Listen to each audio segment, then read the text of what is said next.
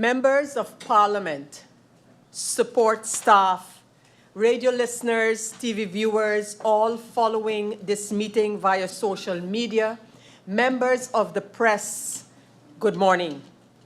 I welcome you to this public meeting for today, public meeting number 6 for today, Tuesday, October 29th. At this time, I want to give a special welcome to the Minister of Finance, Ms. Marinka Gums, and her support staff. We have established a quorum of 8 members. Please stand for a moment of silence.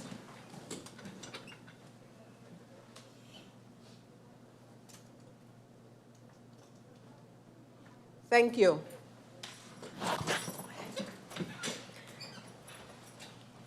I have received notice of absence from the member MP Lewis.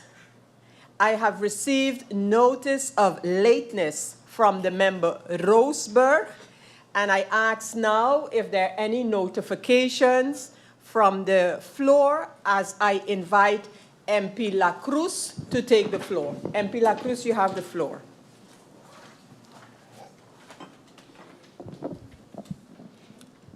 A blessed morning, Madam Chair Lady. Thank you, SG.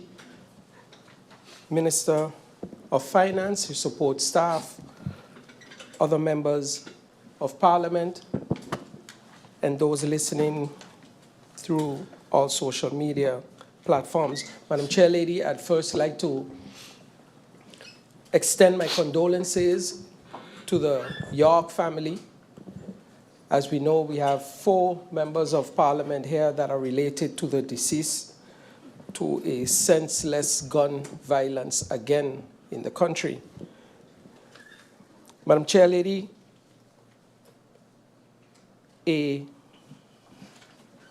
notification or something that is actually has been on my mind for the last 3 days is the fact that we have now decided to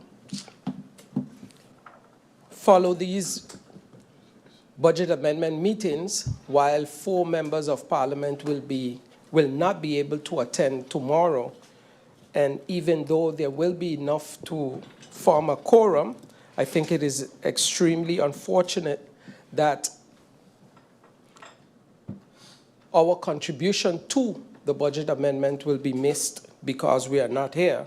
So the request, I think I saw it once or twice already came in, if this could have been postponed to maybe next week, Monday, when the rest came in, or if we could push it today as far as possible, even if it takes us to 12 a.m., but to make sure that everyone could contribute to it, because it is extremely disappointing knowing that we were sent on a work visit, and then this was scheduled after. Thank you, Madam Chair Lady. Thank you, MP La Cruz. I now give the floor to MP York.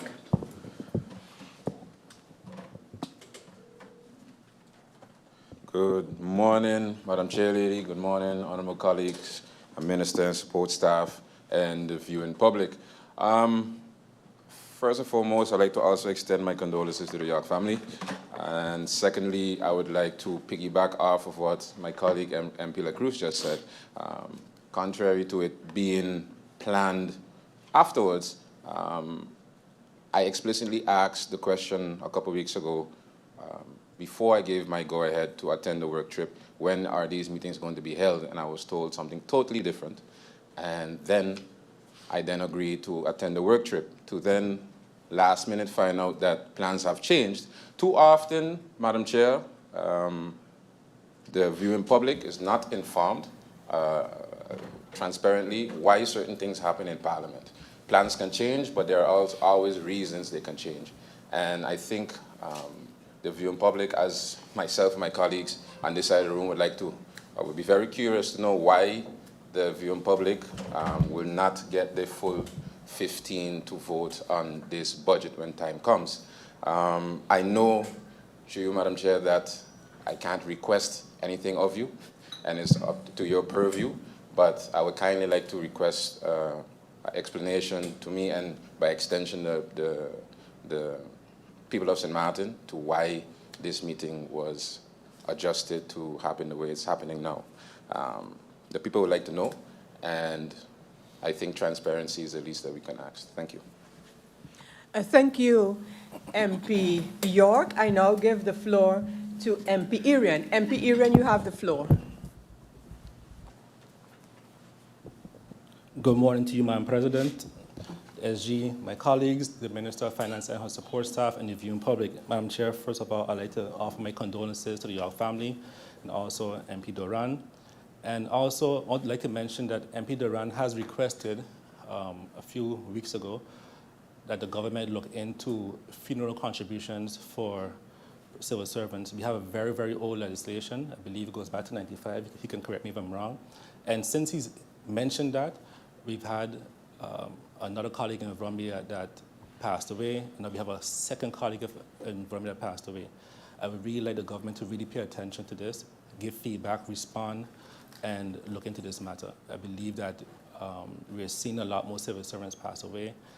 And even in our term that we were there, we've had persons come to us to ask for support because of how old the legislation is, Madam Chair. Please, the Prime Minister is here with us today. I would really like the Prime Minister to look into the request by MP Duran and take it serious. Madam Chair, Madam President, when we look at a few weeks ago, the government requested, or actually the Parliament allowed the government time to hand their questions, their answers in writing to us. We obliged, and 2 weeks later, or more than 2 weeks later, we get the answers at 5:15 yesterday. 5:15 yesterday. How do we, as members of Parliament, prepare? Why would I give the government another opportunity to give the answers in writing? And 165 pages, Madam President, 165 pages. And on top of that, questions still not answered. The quality of some questions are horrible. But you know what? Because the document is a public document, I will be publishing the answers of the ministers on my website, ardwell.sx, so the general public could also view and watch the answers and see the responses given by the ministers to questions we pose. But in addition to that, I'll be also posting the questions that were not answered so the public could also know. Thank you, Madam Chair. Thank you very much, MP Irian, and those who made use of the notification round, so to speak. Thank you all. I omitted to mention that we also received a notice of lateness from MP Kotai, so herewith I make that notification, and I want to start with joining those members of Parliament and all others who have expressed their sympathy to the York family. I join in expressing my condolences as well, and I join in expressing strength to the people of St. Martin in general with the tragedies that we are confronted with as a society. And I want to echo the sentiments of MP Irian based on a request made by MP Duran to look into updating the policy, is what it is, of funeral contributions for civil servants. I join my colleagues in requesting that the ministers, the respective ministers, please pay attention to this and respond to the Parliament as soon as you possibly can, not today, but in connection with that request.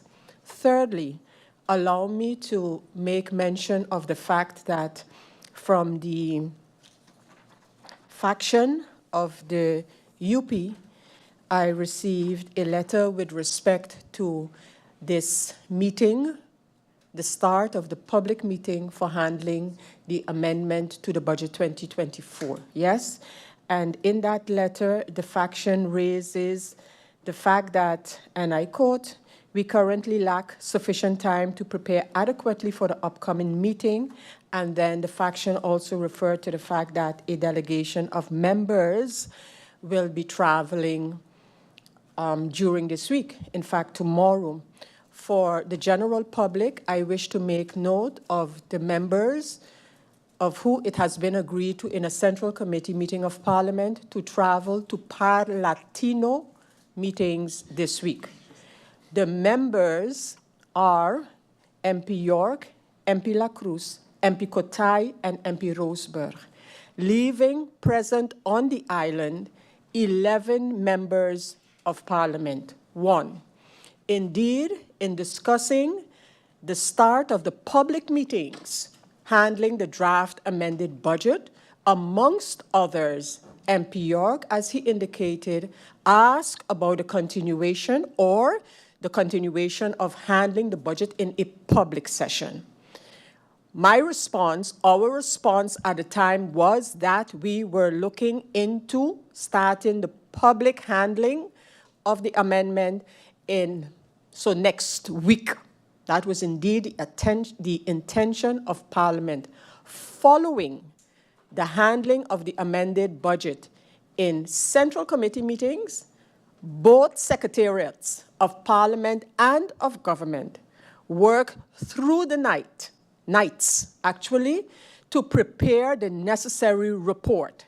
Let me remind the public that the 100-something pages report is actually a reflection of the questions and answers given already in the Central Committee meeting of Parliament. That's what the report, as required by law, contains. So the questions are formalized in writing by Parliament, and the answers are reacted to by the government of St. Martin. So, while it is possible, and I encourage members of Parliament who have recognized that some questions that they might have posed have not been answered, I would recommend that they ask those again now in a public meeting. However, generally speaking, the 100-something pages document reflect 1, comments by members of Parliament, questions by members of Parliament, and then what we have done as two institutions is combine the answers into that document as well.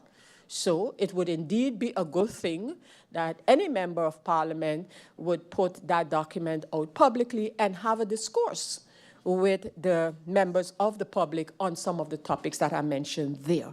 So I just wanted to clarify that, and at the end of the day, the reason for moving to today had to do with the fact that the government continuously impressed upon Parliament requesting their cooperation to handle this budget amendment ASAP. Hence, the decision of the chair to start the public handling of the budget today, Tuesday. So I hope to have explained those members who queried about it. In fact, I could go a little further and say that the possibility to decide not to go to this working trip of Parliament is also a possibility for the members who have been selected to travel based on the rotation schedule of Parliament.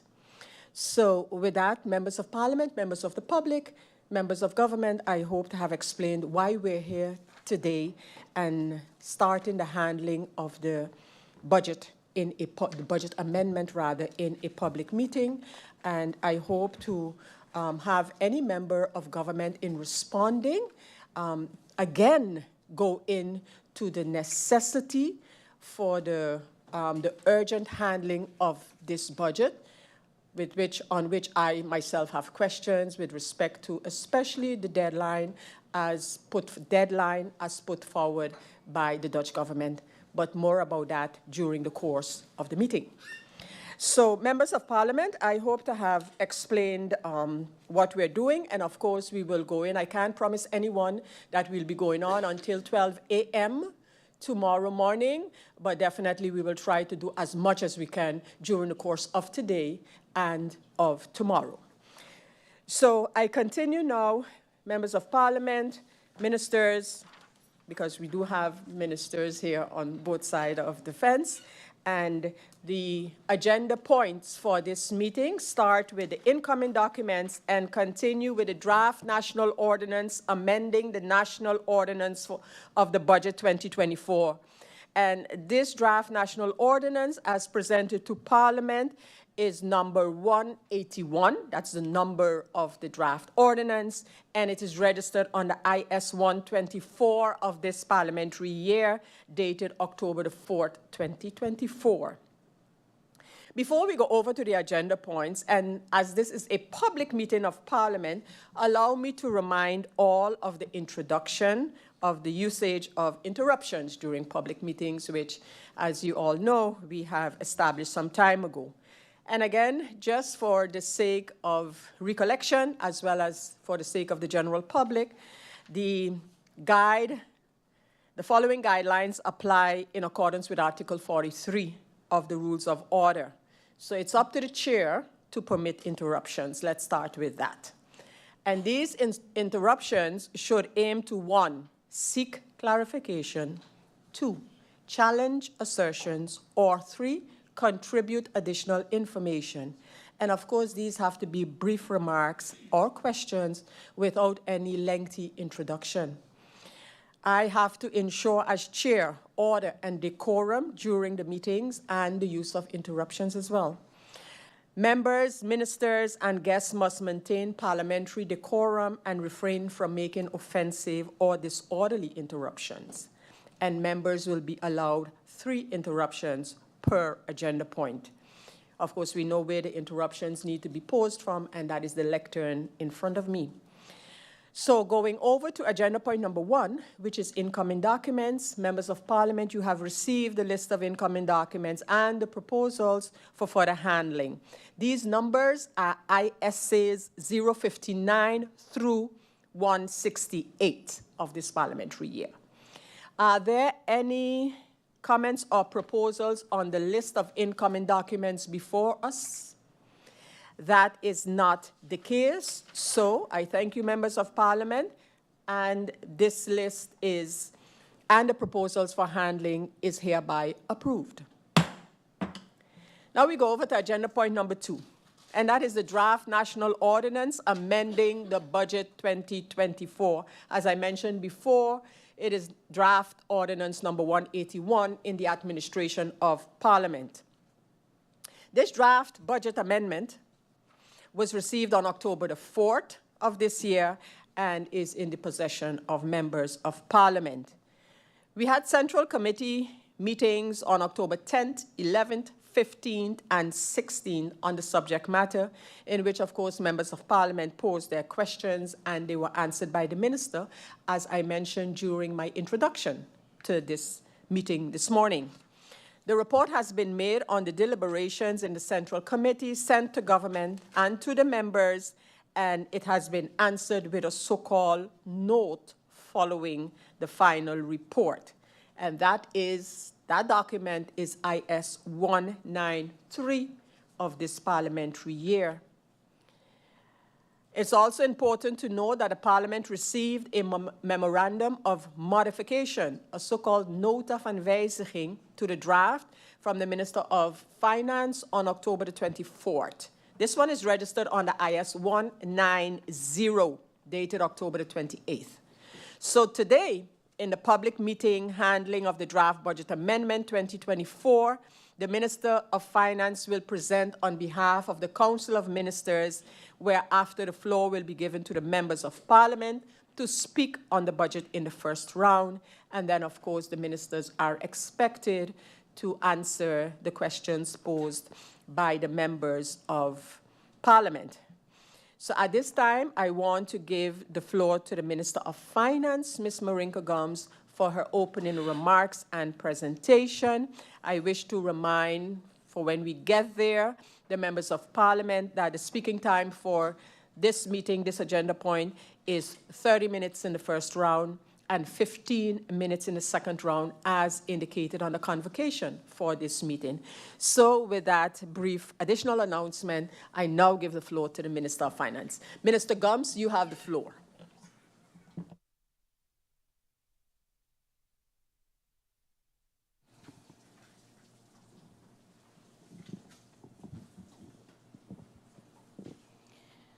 Madam Chair, honorable members of Parliament, Griffier, my support staff, persons in the Tribune, citizens tuned in via social media, radio, or under the sound of my voice, good morning and blessed day to all.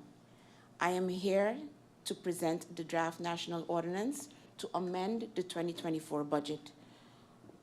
Madam Chair, allow me before doing so to also extend my condolences to the York family.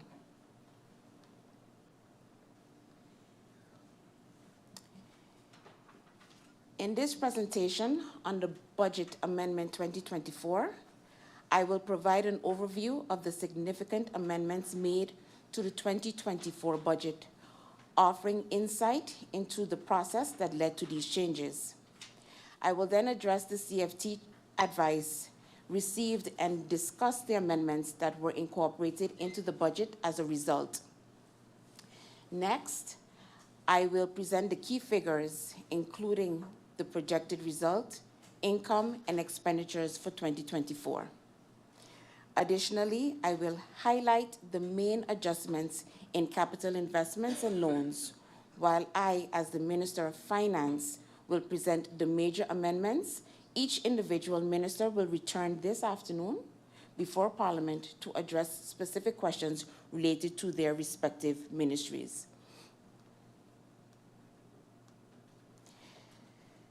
The initial 2024 budget was approved by Parliament at the end of March 2024.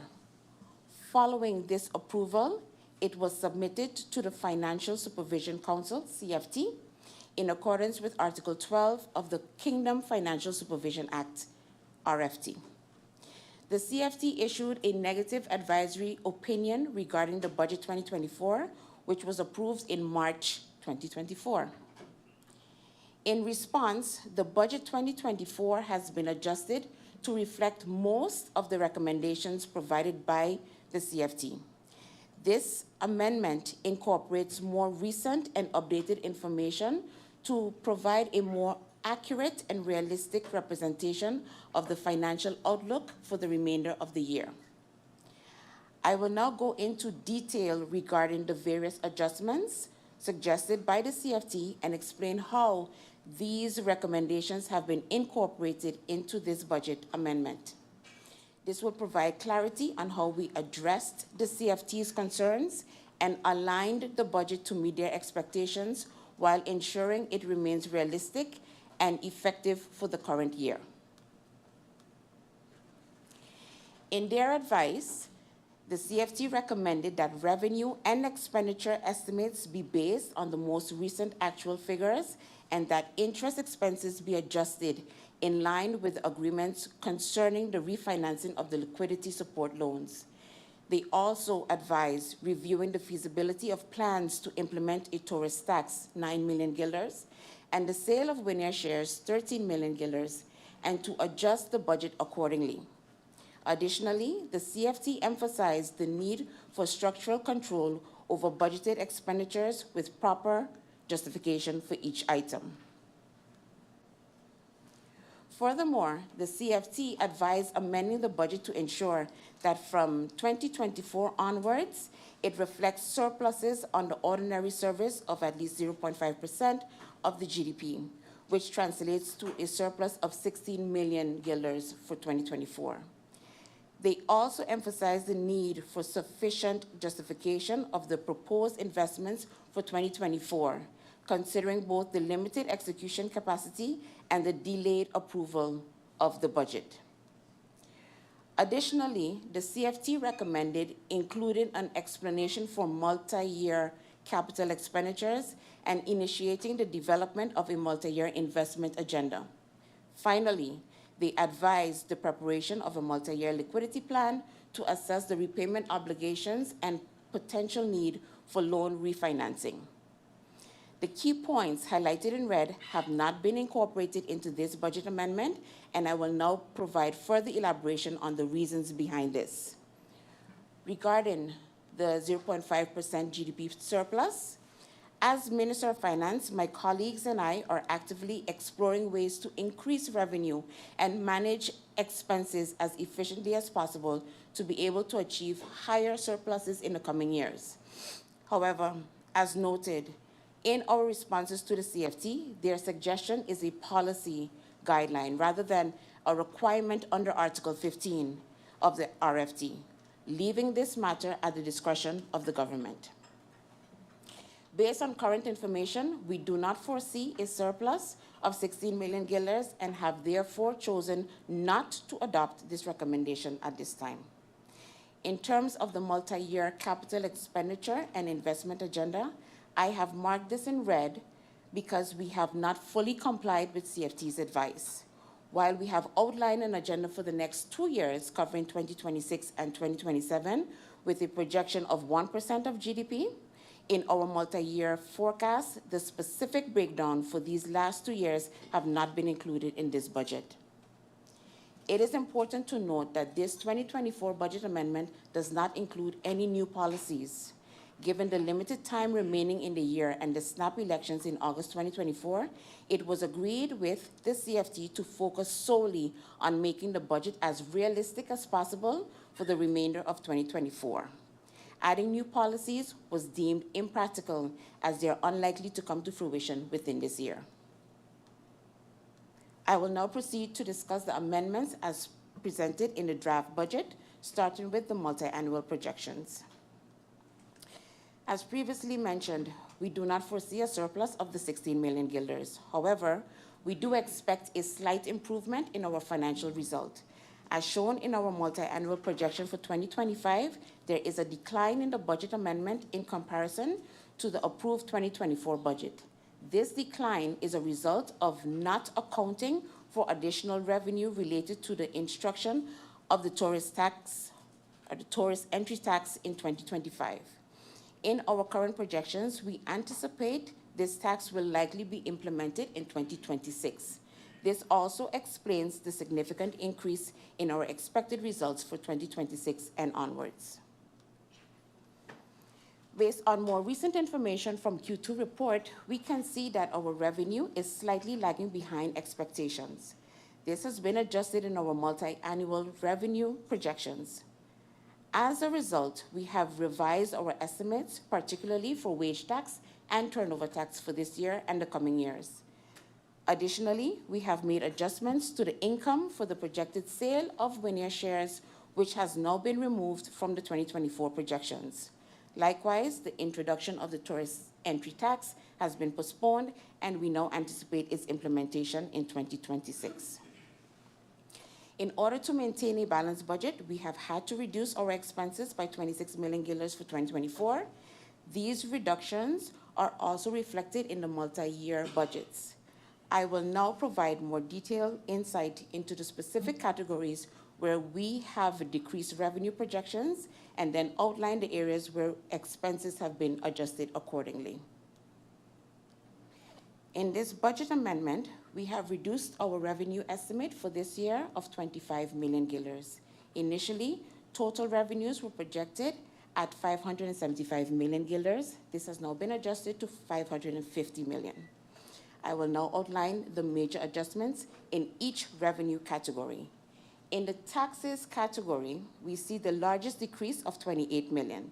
This includes the removal of the 9 million guilders tourist tax, which was intended to be introduced in the second half of 2024.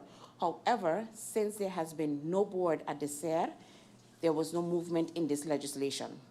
Since August 2024, the SER board has been reestablished, and we are very pleased as they are key in the legislative process. We look forward to receiving their advice on the tourist tax by the end of this year.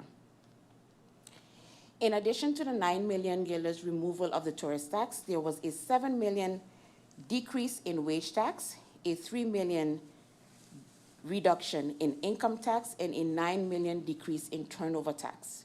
The decreases in tax revenue has been adjusted based on the actual figures up to Q2 and updated projections for the remainder of the year. These adjustments ensure that the budget reflects more accurate and realistic expectations for revenue moving forward. We believe the quick wins achieved in tax administration last year had an impact on revenue collection, but we suspect these increases were incidental one-time increases which led to a decrease this year. Our tax revenues are managed on a cash accounting basis meaning if certain companies made payments last year for taxes related to previous years, those payments would be recorded in 2023. This can affect future projections as these revenues are one-off rather than structural. In the category of fees and concessions, the bank license fees were updated based on actual fees collected up until the end of June. We have seen a slight increase, and therefore we increased the budget amount with 2 million guilders. Additionally, concession fees have been adjusted based on legal requirements, leading to a further 1 million increase from GEBE's concession. In the category Other Revenues, there is a decrease of 1 million. This includes a reduction of 11 million under miscellaneous revenues, which is offset by increases of 6 million in land lease income and 4 million in project funds. The approved 2024 budget included 13 million from the sale of Winier shares. This has been removed in the draft budget amendment. Additionally, an additional 6 million has been included from the land lease agreements, following recently signed contracts retroactive to 2021 with 2 hotels. These agreements increased the land lease rates per square meter. Of the total 6 million, 1.5 million is structural, while 4.5 million is incidental. Project funds have also been revised with an additional 4 million. These funds are tied to the country package, including 2 million for border control, Project H22, 1 million for education, 1 million for the tax authority transformation, Project C4. This brings the total project funds for 2024 to 15 million. Total expenses in the approved budget were initially projected at 573 million. In the draft amended budget, these have been adjusted to 547 million, reflecting a reduction of 26 million. These reductions are primarily in the categories personnel expenses and goods and services. The majority of the expenses categories, such as social securities and sickness insurance subsidies, depreciation, and interest, are fixed costs, making cuts in these areas nearly impossible.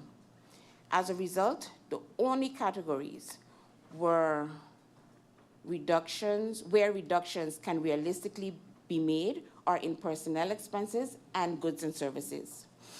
Over the years, we have consistently over-budgeted for personnel expenses. In 2022, we budgeted 12 million more than the actual expenses, and in 2023, this figure was 10 million guilders higher than actuals.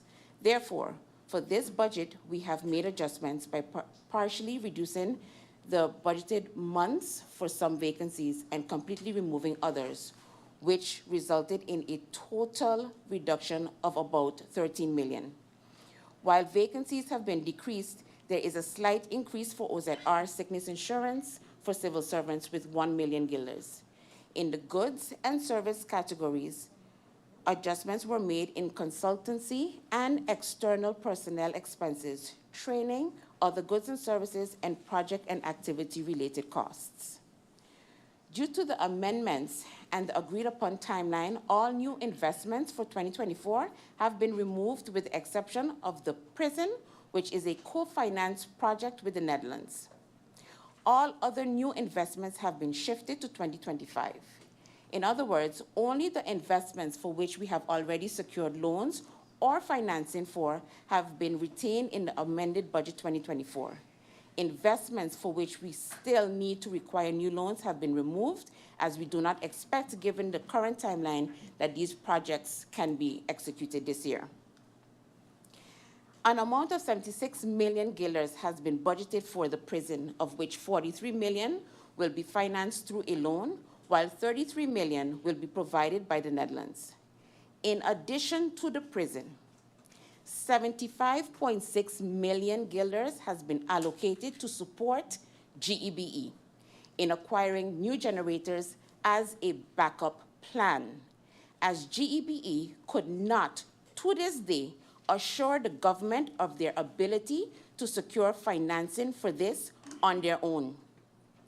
Given the urgency of this issue affecting both our residents, businesses, and visitors, Discussions with the Netherlands led to a possible solution that allowed this allocation in the budget. To make it clear, the Netherlands was not initially in favor of this solution, as it is a man-made problem. However, once they understood the disastrous effects it could have on St. Martin, they agreed to support this approach. Although the generators will take approximately 18 to 24 months to construct, it is essential they be purchased sooner rather than later, as the longer we delay in ordering them, the longer it will take for them to arrive on St. Martin. The government, this government, will not stand by and watch our residents, businesses, and guests suffer. Action must be taken. Therefore, solutions have been explored to address this matter at hand. The generators will be owned by the government and leased to GEBE, with the terms and structure of the lease agreement to be made final and agreed upon with GEBE. The terms to be agreed upon with GEBE regarding the leasing of the generators will be communicated to Parliament.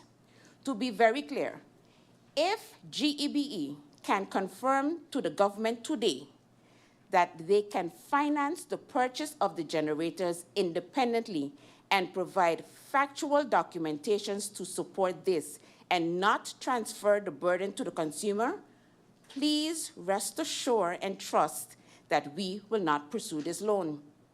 It is not the government's wish to take on this financial responsibility. Rather, it is a solution to address an urgent problem affecting our residents, businesses, and visitors on St. Martin, which have gone on for far too long. Furthermore, 15 million guilders has been set aside for the construction of a new building that is designated for the Mental Health Foundation, which is co-financed project by the NRPB. An additional 6.1 million is earmarked for the financial system to be financed through the TWO. And lastly, 18 million guilders has been included for the sewage network, which will be financed through the trust fund. For all new investments planned for 2024, a loan of 133.2 million need to be acquired, which brings me to my next and final slide. At the beginning of the year, the total amount of loans, or more accurately, outstanding long-term debt, was approximately 889 million. Over the course of the year, as previously mentioned, we will need to acquire a loan of 133.2 million, while repayments due in 2024 total to 18.4 million. This will leave the country with a long-term debt of approximately 1 billion at the end of this year, with a debt to GDP ratio of approximately 32%. In conclusion, as Minister of Finance, I will remain focused on ensuring the long-term financial health of the country, addressing both immediate needs and future aspirations. Finally, collaboration with stakeholders and maintaining transparency in our fiscal management will be critical in overcoming the challenges we face. I am committed to fostering a culture of accountability and progress as we work to strengthen our country's financial position. Thank you all for your attention, and I look forward to addressing any questions you may have. Thank you, Minister of Finance, for that presentation. Now, in the first meeting, public meeting of Parliament, to address the proposed budget amendment 2024 as received from the government of St. Martin. At this time, I look at my speakers list where members of Parliament would request to speak, and I give the floor to MP Melissa Gomes. MP Gomes, you have the floor.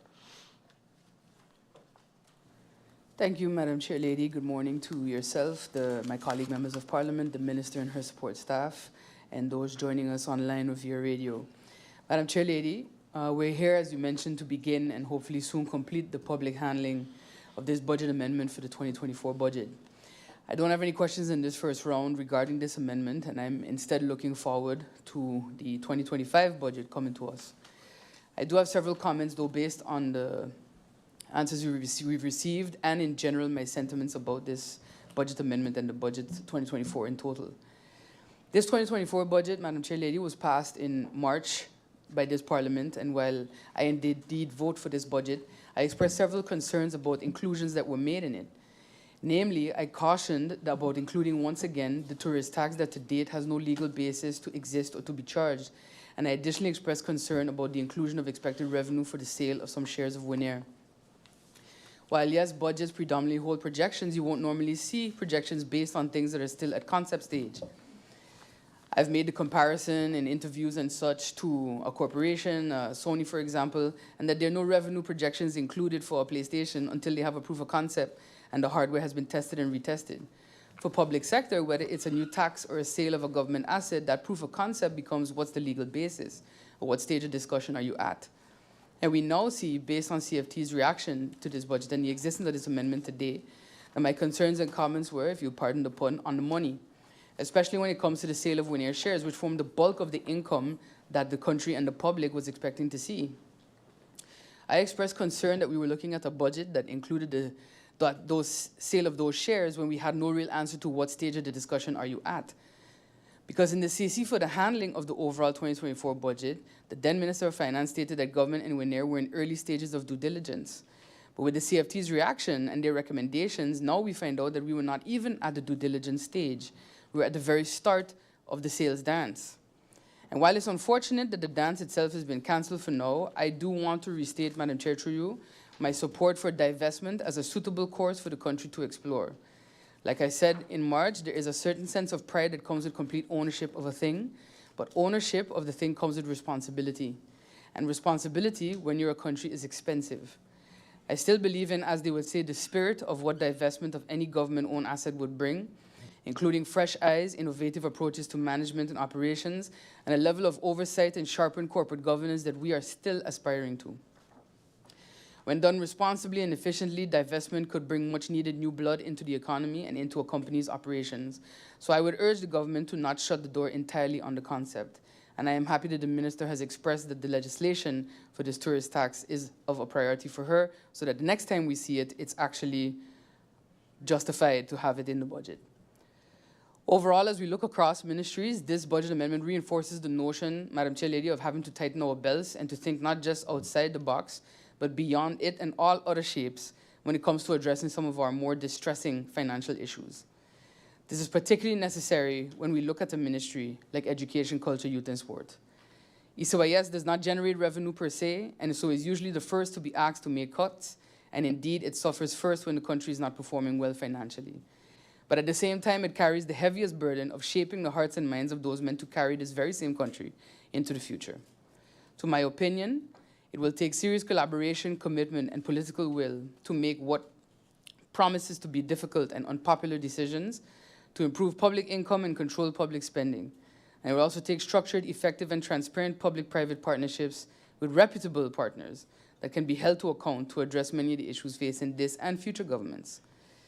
And I do hope for the 2025 budget, and I trust that we will see realistic policy, realistic projections that are justified to be in there, even if they are difficult statements to make to the public, and that we build our budgets and what we would like to see grounded in reality and what has a basis and a justification to be there.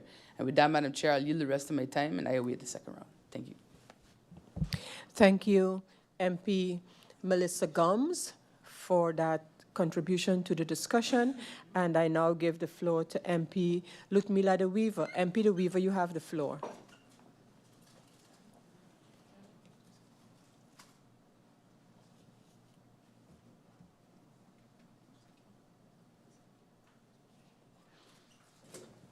Okay. Thank you very much, Madam Chair Lady. Good morning to you, my colleagues, the Minister of Finance and her support team, and staff, all those viewing and listening. Madam Chair Lady, thank you so much. I don't really have much to say. I do want to point out the fact that I'll keep reminding people that when I make decisions in here, they're always from a financial nature, because that's what I know. I don't know everything about finance, but that's what I know. And back in March, I did not agree with this budget. I did not approve this budget because of the fact that while I know that a budget is somewhat a wish list, The budget has to be based on some reality that's also based on things that are in the works, making it plausible that it could be collected and done in the year. And just like MP Gum said beforehand, she referred to the 2 items in the budget, which is what I specifically did not vote to approve, which was the Winair shares and the tourist tax. Now, the fact that we are coming back for a budget amendment because we're making it more realistic, especially because those 2 items are removed from it, I didn't need CFT to tell me that back in March. That was all on my own brain and my own capability of knowing that I could not support something. And now, lo and behold, we come back to this budget amendment, CFT is telling us it's not realistic, and then it's subsequently removed. So I appreciate the fact that we are now dealing with an absolute a realistic budget for this year. Does not mean that I am against the items that I voted against. Once they come and we're in the process of legislation, we are in further dialogue with Winair on where we are with shares, then I'm peachy keen to support that. One item that I had that gave me reservation, the Minister of Finance has actually very much clarified it for me, because the only thing that gave me any reservation right now in this budget was the 75 million loan for GB. And the reason that I had issues with it is because I didn't know anything about it. But the Minister of Finance clearly stated, we only have this in there as a backup plan. So there is nothing attached to it based on now what I hear that gives me any pause for hesitation. What I also want to state is this is put in to the budget as a capital expenditure. We have no expenses coming from the capital expenditure, which means that I am actually perfectly fine with this. On top of that, what I want to mention, though, however, is the fact that I take notice that in this budget, there is a significant update done on the government-related entities. And GB was the first one that I had questions on, which has now been removed by the Minister of Finance, who has given me a little bit more comfort now. But I would like to move on to TELEM. So it's either I tend to keep my questions always in the Central Committee, very, very, very technical, very financial. For this one, what I do want to know is that today is the 29th of October. We are about 2 days away from the last group of employees that would be terminated or made redundant. I would like an update on what is happening with TELEM employees and the last remaining, because as I remembered, and I stand to be corrected by either the Minister of Finance or the Prime Minister when they come in to give the answers, it is my understanding that the first group of people that were made redundant, after that was done, there was a technical team that was kept on. And now this technical team is going. So my question is, what happens after this technical team goes October 31st? Do I have to be concerned that we have a going concern issue with TELEM when it comes to the ability to supply internet? And it's not a yes or no question only. It's a specific question as to what is happening with the technical team. Are they going to remain on? Are they extended? Are they going to be made redundant? I just need a little bit of an understanding of what does the future hold, or what the future holds for TELEM as it stands today. Besides that, I do have one question based on the presentation from the Minister of Finance. If the Minister of Finance has any issues with the percentage of GDP taken into consideration, considering a lot of the times we usually have some feedback from groups like SHTA that say that, okay, the information coming in from the Ministry of TEAT is overstating GDP. So I want to make sure that the Minister of Finance is aware of that conversation, and if there is any overstating of the figures that is coming out of it. I will also reserve the majority of my questions for the second round. Thank you very much, Madam Chair Lady. Thank you, MP Ludmila de Weaver, for your contribution, questions, and comments. And I now continue with the next MP to speak, and that is MP York. MP York, you have the floor. Once again, good afternoon, Madam Chair. Good afternoon, viewing public, Minister, and support staff. Madam Chair, I'll dovetail a bit off of what the prior, good morning, so what the prior MP just stated. It was clear also in a conversation I had with the Prime Minister, the intentions of the loan agreement, the loan proposal in the budget, that it is a backup plan, merely for future negotiations. But my concern lies more in the good governance part of the whole happenings of what's going to happen after everything is approved. Because currently GB is still functioning under interim director, interim CEO, does not have a full management board of a COO and CFO. Contrary to other government-owned companies, GB has 3 statutory directors. So basically meaning the CEO, COO, and CFO needs to be on the same page when it comes to making future plans, when it comes to investments for the company. And seeing that we currently do not have a management board in place, a full, complete management board, the current interim CEO is functioning as under a mandate from the supervisory board. Correct me if I'm wrong, Prime Minister later. Meaning he has the signing rights by virtue of a mandate from the supervisory board. Supervisory board is basically appointed by government, and in a statement made during a court case earlier in the year, the current interim CEO stated that he merely is doing what is being asked of him. That brings a lot of question marks for me under the understanding of good governance. So if the Prime Minister could further elaborate on the decision-making within GB. I remember former MP Jacobs, before her exit from Parliament, submitted a letter with similar concerns. I don't remember that letter ever being answered. I know she's not here anymore, but her faction still is. So I would still like to have those questions and answers, or those questions answered as soon as possible.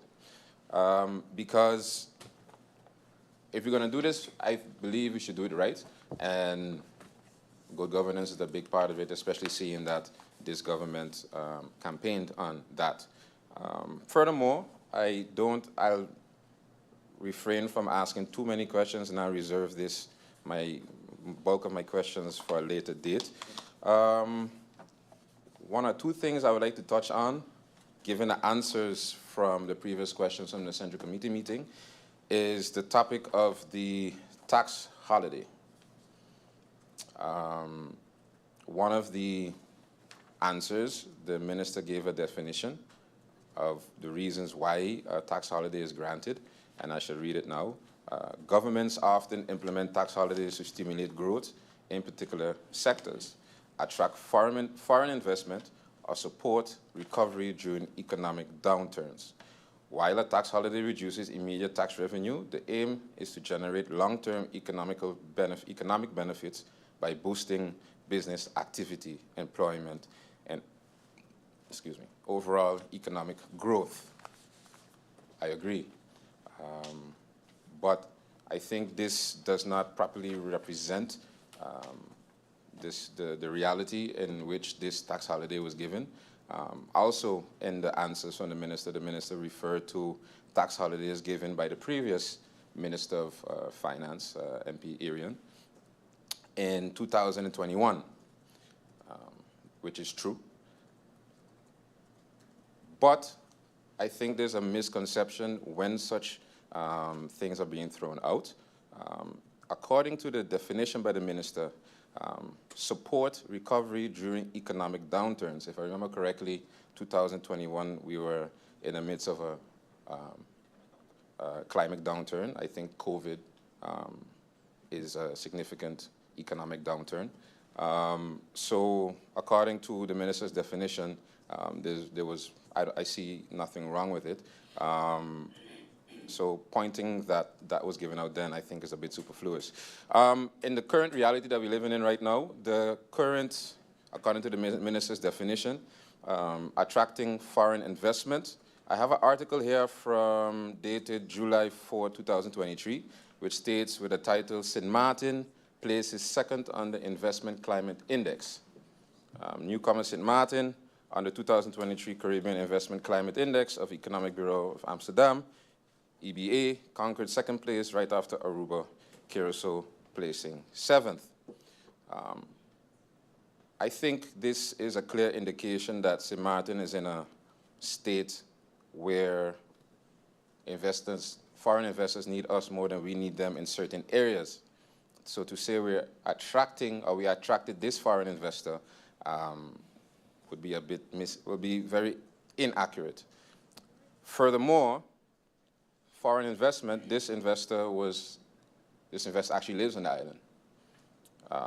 And to attract something that already was halfway finished building, I think misrepresents the reality of the situation. So I still have my concerns on the awarding of this tax holiday, especially seeing the time during election campaign time. I don't think that properly represents the definition given by the minister. Next thing, I posed the question to the finance minister, Minister of Finance, through you, Madam Chair, as well as the Minister of TIAT, concerning lottery booths. And I think it was a bit construed, I may have it wrong, but I think the Minister of Finance said that, through you, Madam Chair, that she'll be taking it up with the Minister of TIAT. I'm glad to hear that. My question is, when can I get back to the good ministers about my questions pertaining to the lottery booths, the lottery booth inquiry about a potential moratorium and the sentiments on said lottery booths. So I understand you guys have to caucus, but my question is merely, when can I get back to you guys? Because I don't want to ask the question too many times and you guys aren't ready for it as yet. So with that being said, also I inquired on the installation of the air conditioning in the LB Scott Sport Auditorium, an initiative by the ministers of ECYS and TIAT. I was told that advice is currently making its rounds, and once that is done, that a decision will be made.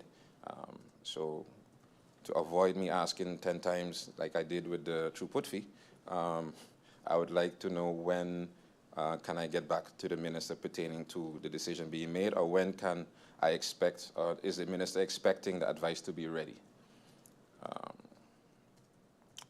Furthermore, I have a multitude of questions as it pertains to the Ministry of ECYS. Given the answers that were given from my previous questions, I'm a bit disappointed in the level of the answers. I know a couple of the staff in the ministry very well, and I know that they're very, very, very capable of giving better answers than the ones that were given. I'll just chalk this up to lack of challenging leadership that, yeah, I got the answers I got, are basically the state of affairs currently. So I'll refrain from asking or delving deeper into those questions, and I'll wait on the incoming minister to do her thing, and I'll get back to those questions at a later date. I do, however, have a couple questions as it pertains to DPE. DPE being the entity that is over the school management teams of the various schools. Madam Chair, through you, I am aware that the school, and people might think, why am I asking questions about DPE? And basically the personnel budget of the schools all falls within the purview of the budget, and hence my questions of DPE. DPE resides over the school management teams. My question is, I know that DPE evaluates the principals and the management and the principals and the management teams of the various schools, top-down evaluations. But my question is, does the ministry believe in bottom-up evaluations? And is the ministry aware of the sentiments, the general sentiments of the school management teams towards DPE? As well, what is the ministry's stance on the current working or functioning of the entity DPE? Is it functioning perfectly, well, okay, room for improvement, bad? I'm curious to know, because in caucusing with a couple of the school management teams, I was made aware of a couple concerns and a couple experiences and realities that they're currently functioning under. And without having to name everything right now, I'm concerned to the exact workings within the Department of DPE, which leads me to the following questions. How many persons work within the department? So not how many people fall on the DPE, but how many people work within the department? How many people work in the HR side of the department? How long has these people been in service in their current function? And basically, one second.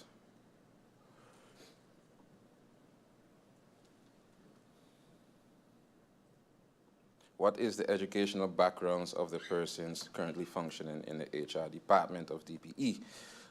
My other questions concerning that will be left for a later date for the incoming minister. I also asked the minister to present the state of the education report.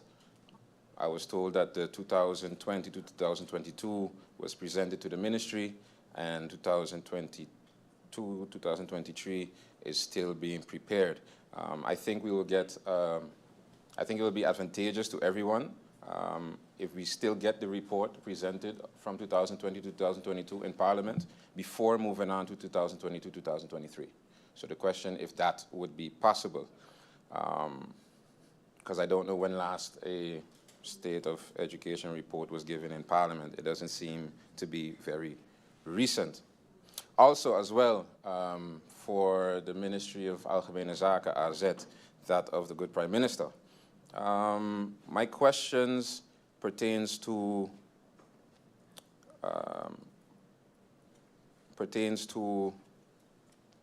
the inloopschaal. The inloopschaal, that is a contract structure that is granted to newcomers within the civil department. MP York, I'm sorry to interrupt you, but I need your indulgence to just remember that last question, and then I'm going to adjourn just for 3 minutes, and then you continue on. But we're keeping track of your time. I thought I'd do something wrong again. Yes, we're keeping track of your time. So MP, just finish that question there, please, the one that you were just stating. Yes. And then I'm going to adjourn for 3 minutes. Okay, so please finish that question that you started with. Okay. Thank you, MP York. So my question concerning the inloopschalen, my questions concerning the inloopschalen, how many people, can I get an overview of ministry, across all the ministries, how many civil servants currently are functioning under inloopschaal?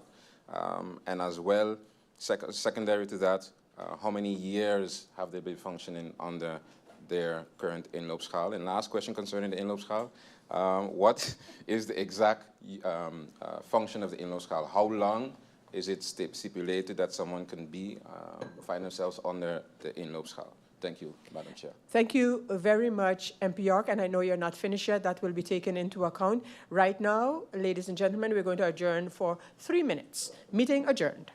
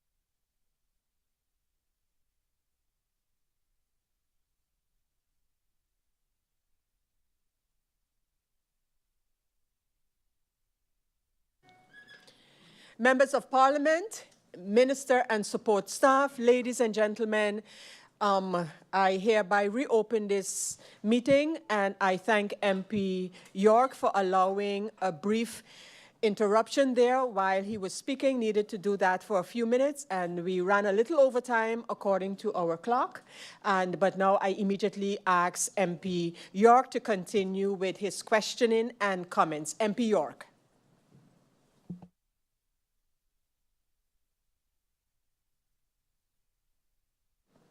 Thank you, Madam Chair. Yes, so picking up where we left off, also one of the questions or one of the answers given by the Minister of ECYS as it pertains to the school materials for the schools, that due to change of priority of government, the budget had to be cut. It was unavoidable, and that he would implore the schools to look into public-private partnerships and requested the business community to stand up with that as concerned. But I would like to ask the minister if he's aware that the entity that's allowed to request funding from the various schools falls under the PTA, the Parent Teachers Associations. And most or almost all the schools, the Parent Teacher Associations are dormant for reasons that falls under the Chambers of Commerce or the banks. Various reasons, and basically the schools are not equipped right now to, or the majority of the schools are not equipped right now to submit any request for funding to any entity. So that is a moot point. Coming back to the Prime Minister and my GB related questions, I forgot to ask the BDO report where the candidates were tested and scored has been, was published a couple of months ago, I think 2 months ago. My question is, why hasn't anyone been chosen as yet? So both all three, the COO, the CFO, and the CEO. Why I say the CEO, you might say, yeah, but we have an interim CEO. But the minute a COO or a CFO is appointed, they become the official statutory directors and thus overrides the interim CEO until he is made permanent or a CEO is appointed. So it's a conundrum, to say the least. So my question is, when is this going to be resolved? And is this going to be resolved before the funds or the deal is negotiated with GB? Because if the current interim CEO falls under the mandate of the supervisory board, the supervisory board falls under the mandate of government, we are, as a government, virtually negotiating with ourselves. So under the flag of good governance, my question is, when will this be resolved, and is it wise? Although I understand the importance of time, is it wise to make such a negotiation under the current state of affairs that the current management board is now functioning under? And when it pertains, I just want to make one thing clear as it pertains to tax holidays. I'm not against it. I am not against tax holidays if it's done for the correct reasons. For example, we have struggling local businesses, Carl & Sons, A&A Supply. A tax holiday for them, I think I would jump up in the air for that. But, you know, making the rich richer and the poor stay poor, that's not something I can stand behind. So just to be sure, but just to be clear of the tax holidays, I'm not against it, but give it to the people that really could make use of it. As I said, I'm here scrolling through. I have a lot of questions pertaining to ECYS, but I'll refrain from the majority of them. I do, however, have a couple questions as it pertains to certain inner workings of the ministry. What is the LMR on reporting of teachers to DPE? What is the process? So basically you have a complaint. What is the process when it comes to making those reports? If no, That's to DPE. And what is the process if it's the same, or is it something different as it pertains to reporting teachers to the inspectorate? If the process is not the same, what is the difference? If advices are drafted without the proper process being followed, are these advices deemed valid or invalid? What happens to these advices or those that drafted them?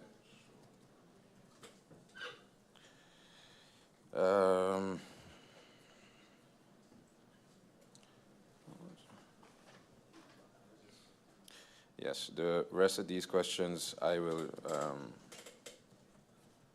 leave for the incoming minister. And as it pertains to a newspaper article, I don't know if it came out yesterday or the day before, a newspaper article basically saying that Mullet Bay is now officially got the green light for the sale.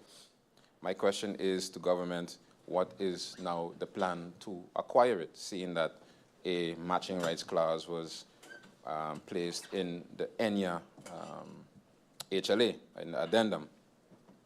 Because this is something that, in my motivation, I warned for that would happen in no time, and I don't think that the island is in any financial state to be a real player in this bid or to match anything. So my question is, you know, seeing that the government placed the matching rights in the addendum, what are the plans as it pertains to acquiring Mullet Bay? Also with that, I have the following question. How much does the Mullet Bay or the Mullet Pond ecosystem contribute annually to the St. Martin economy in terms of goods and services, based on the World Resources Institute model for economic valuation and ecosystems? I think the Nature Foundation would have an answer on that. Does the minister have these numbers on file? And years ago, I think 2023 to be exact, a couple motions were passed to better prepare us for the situation we find ourselves in today. One of them was, as it pertains to the Mullet Pond, to declare it designated as a national park.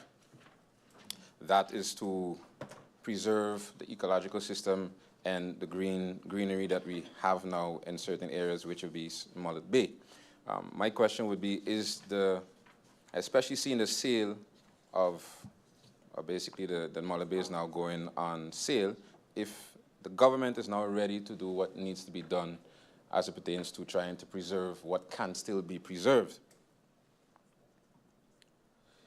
Mullet Bay is valued anywhere between 100 and 200 million. And any sale of that, we virtually have no say in what's outside of the building ordinance, what will come and what is to be preserved on the beach. So with that being said, I put together a motion that I would like to present, or that I will be presenting today. Madam Chair, looking at you for how much time I still have. We will let you know that in a second. You have 8 minutes, Perfect. MP York, left. Thank you. So, given that I won't be here moving forward, I will be presenting the motion now instead of waiting until a later date. So the draft motion goes as followed. Draft motion, Mullet Bay and coastal protection. MP York, usually motions are presented in the second round, and the reason behind that is that for you to receive answers so that when you present your motion is holistic. It's not that you cannot do it in the first round, but it is usual. So I just wanted you to take that into account, because once you present it, it has to be formally presented. Just Correct. wanted to. So with your indulgence, Madam Chair, I would still like to present it now with a full understanding of the traditional second round. But I don't know when the second round is going to be held, and I might not be here for the second round. I see where you're coming from. Okay, so you may proceed, but again, members of parliament, just that MP York finds himself in a exceptional situation, but just that we know the reason why it Yes. is customary that motions are presented in the second round so that we could have had the entire debate, answers given, and we would then always ask the minister or ministers to give their feelings on the motion. So, but MP York, I fully understand, and you may proceed. Thanks for your understanding, Madam Chair. And again, feedback on the motion is always welcome. Mullaby and draft motion, Mullaby and coastal protection. The Parliament of St. Martin in its meeting of today, 29th of October 2024, considering that the preamble of the Constitution of St. Martin states, we, the people of St. Martin, are determined to take care of the perpetual maintenance of nature and the environment, that Article 22 of the Constitution of St. Martin mandates the government to maintain the country in a habitable state, to improve the natural environment, and to ensure the welfare of animals. That in 2013, the Parliament of St. Martin passed a motion to protect Mullet Pond and its mangroves as a national park, highlighting its ecological importance and economical value to the island's environment and tourism. Studies like the Pond of St. Martin, Ecovision 1996, the Carrying Capacity Study, and Tourism Master Plan, along with other reports, have consistently highlighted the significance of preserving St. Martin Pond due to their ecological and environmental value. Historically, Dutch St. Martin had at least 19 ponds as recorded on maps stored in the Cadaster's office. By 1995, the number had decreased to 10, and today fewer than 5 remain undisturbed. That the current beach policies under the Ministry of Romy and TEAT lack a cohesive enforceable ordinance that can effectively regulate construction near beach zones, that zoning areas of ecological importance as national parks or protected areas can aid in maintaining the island's environmental integrity, safeguard public spaces, and support sustainable tourism. Resolves, task the government to urge the Council of Ministers to demonstrate a proactive stance on environmental protection and management, particularly with regard to the coastal and ecological sensitive areas, by taking visible and enforceable actions. Secondly, zoning of Mullet Bay, to direct the government of St. Martin through the Ministry of Romy to initiate and implement zoning plans that designate the Mullet Bay area, including its coastal and adjacent lands, as protected as a protected zone with clear restrictions to prevent disruptive development. Designation of the Mullet Pond as a national park, to reaffirm the resolution passed in 2013 to formally secure Mullet Pond area as a national park with explicit protections for its mangroves and marine life, enforcing measures to prevent activities that would compromise its ecological growth. Unified beach ordinance, to instruct the government of St. Martin to create a comprehensive beach ordinance, unifying policies under Vromi and TIA to better regulate construction adjacent to beaches. The ordinance should include, but not be limited to, provisions to make construction in these areas less attractive by restricting building heights and density near the beaches, mandating government environmental impact assessments for any proposed development with a certain proximity to beach zones, mandating the public access to the beach, that the public access to the beach maintains a width of minimum 5 to 6 meters, coupled with an accessible walkway. 5, protection of remaining pond areas, namely Welgelegen Pond, better known as Little Bay Pond, Red Pond at Gibbs Bay, Great Salt Pond, Fresh Pond. To declare all remaining pond areas of St. Martin as national parks or designate protected areas, thereby ensuring their conservation and management under national environmental guidelines. And that goes over to the order of the day. Copies of this motion to be sent to the Governor of St. Martin, Council of Ministers of St. Martin, and Council as Advice of St. Martin. Now, that was a mouthful. Thank you, Madam Chair. It's being printed now to be shared amongst the esteemed colleagues and the SG and the Chair Lady to be submitted. Thank you, Madam Chair. Thank you, MP York. Note taken of your proposed motion, which is going to be formalized, so signed, and you will garner the necessary support, etc., for it to be brought into handling. Of course, members of parliament are hearing it, and as copies are had, you know, I'm sure members will chime in on the motion. So MP York, thank you, and I now continue, and I give the floor to MP Irian. MP Irian, you have the floor.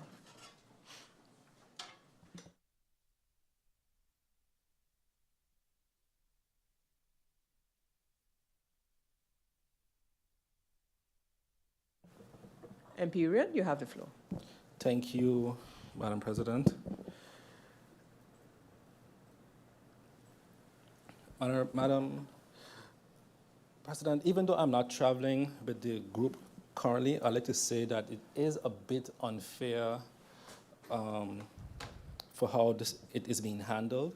And you also mentioned that, you know, that there is a possibility to cancel the trip, but I also know of a situation of other MPs that when they cancel or ask to, let's say, change a ticket to return back home faster, the bill was on them.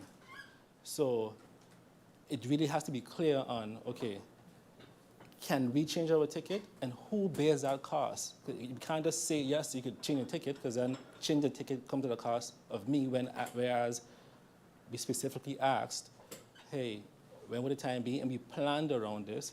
And I know that it may not be you, Madam President, but I also believe the government does not dictate for you and how you run your parliament. And you also mentioned that there are deadlines, but these deadlines were never mentioned. We had a whole 2 weeks of a CC almost, and these deadlines were never mentioned to us in Parliament. There was no deadline. And who is saying what the deadlines are? What are the deadlines? My question to the government is, what are these deadlines? Who is giving these deadlines, and for what reason? Because again, there's zero transparency when it comes to these things. We have to hear today, Madam Chair, for the reason why we have this urgent meeting in terms of canceling members of parliament from both coalition and opposition, right? Refusing, you know, new MPs' rights to vote on their first, let's say, budget, because there is a deadline, a mysterious deadline that the government has not indicated to the parliament. Because guess what? If they indicated to us that there was a deadline, then why we didn't start on Monday then? Why we start on Tuesday? Why didn't start on Monday? They maybe would have canceled our trip last week instead of going to Parliamericas then. So if there was a deadline, it was so urgent, who determines that urgency? The government or we as Parliament? Because I've heard in the past, when a few of us in here were ministers, and we came and you said, yes, there are deadlines specifically for the COVID loans, specifically for other items which benefited the population. It was told to us, the Dutch don't determine for us as Parliament our timeline. That was said to me then. So now, who is determining now the timeline of Parliament now, Madam Chair? I'm also happy to hear members of the coalition speak of the importance of divesting and basically pleading with the government not to take the Wayne discussion of plans off the table, because from what I heard in the Council of Ministers, or the Prime Minister also mentioned, what I also saw in papers, but also the Minister of Finance mentioned that it is off the table. You know, it was made to seem as if the plans that we had was the worst thing ever, but now we have incoming ministers pleading with the government, hey, I need income from my ministry when I come in, so please put Winia back on the table. But not only Winia, let's look at a total divesting program plan potentially. So again, I'm glad to see the contradiction, but this time the contradiction favors us. It was also mentioned, I heard my fellow colleague, MPT Weaver, mention that she's happy that the GB loans, it was told to her that is a backup. And I heard my colleague to my right, MP York, also mentioned he had a one-on-one conversation with the Prime Minister, and he was also told it was a backup. But I didn't have these conversations. I'm not as fortunate as them to be included in these discussions. But what exactly does it mean by is a backup? So we are putting a backup plan in the CapEx, because the Prime Minister indicated to me that he's been having discussions, or to us, he's been having discussions for the past, since June. He went to the Netherlands to get his money for the generators, for the engines, but also he indicated that he's going to continue these discussions. So if this is the backup plan, then what is plan A? Because you can't have a backup plan if there's no plan A. Because the Prime Minister also mentioned that on the local market, he basically said no, that they weren't going to finance. So if this is the backup plan, I'm asking the Prime Minister, I'm asking the government, what is plan A? What is plan A?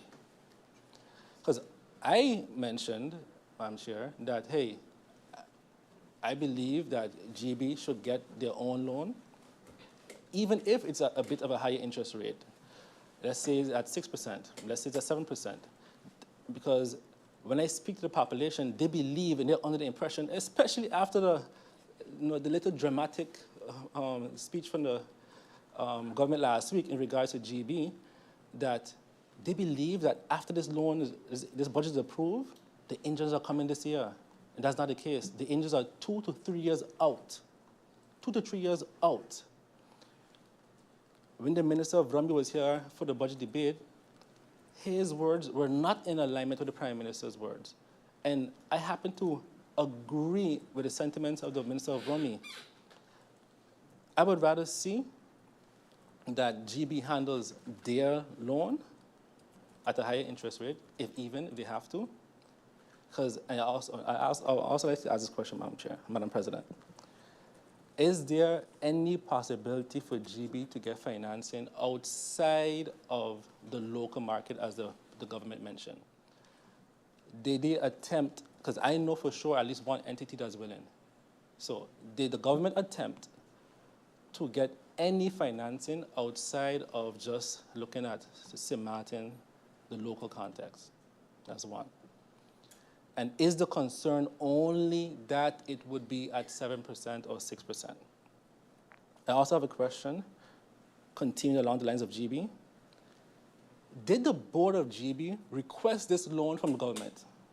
So who initiated this process? Because GB is an NV, it's its own company. They have their own governance structure. They have their own articles of incorporation. Did the board of GB request the government to say, hey, we have financial issues, we don't have our financials up to date, we want to get a loan, and everybody's telling us no. Can you please get this? Can you please get a loan for us? Did GB request this? Did the board request this?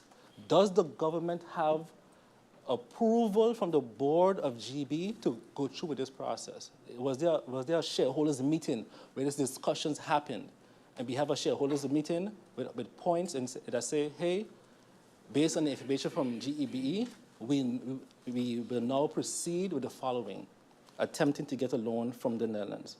And if that's the case, Madam President, I would like to know the date of this approval.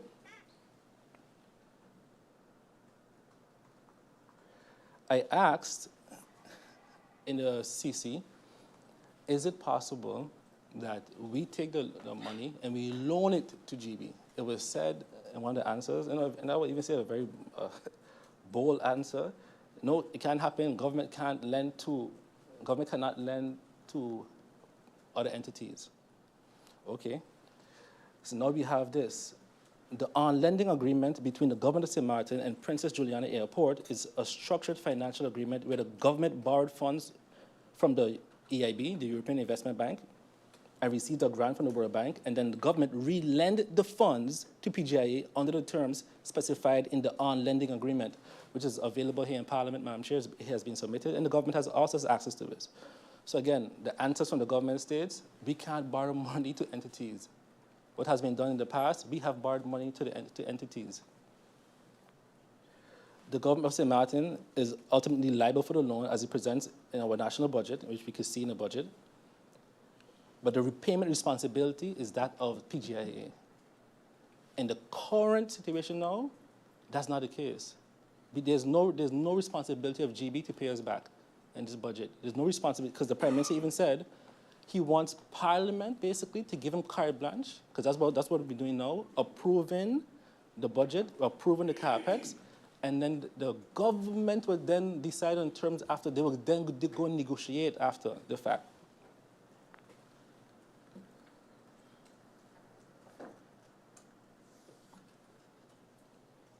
Continue with the on-lending of the PGIA. This is designed to help reduce PGIA's financial risk while ensuring the progress on the strategic national project. This is something I believe, Madam President, should have been considered for GB, and not because it was the last government that did it, because why reinvent the wheel? Why take on additional risk just to say, oh no, they did it that way, so we're going to do it differently? When we have a proven system, and not only a proven system, a system that actually benefits the government with a full reflows program, so that government then is able to take the interest and reinvest in the public.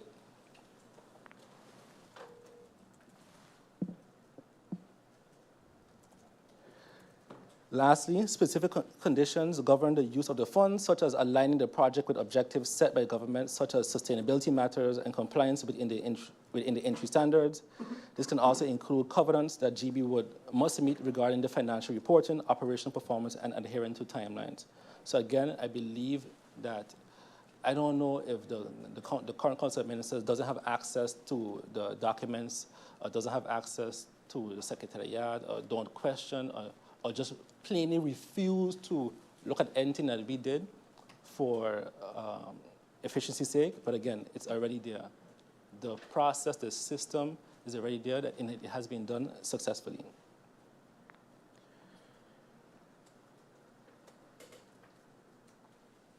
My colleague, Ms. MP York, touched on the tax holidays, and the answers were very, let's say, contradicting. And that's why I'm glad that when we publish these answers, that the public also gets to see how the government just contradicts itself.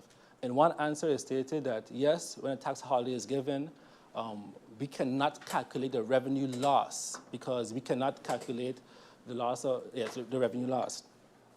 And the following answer, it states, why it's beneficial because of the calculations of the revenue that will potentially be earned by the tax holiday, because of the jobs, and they're saying that.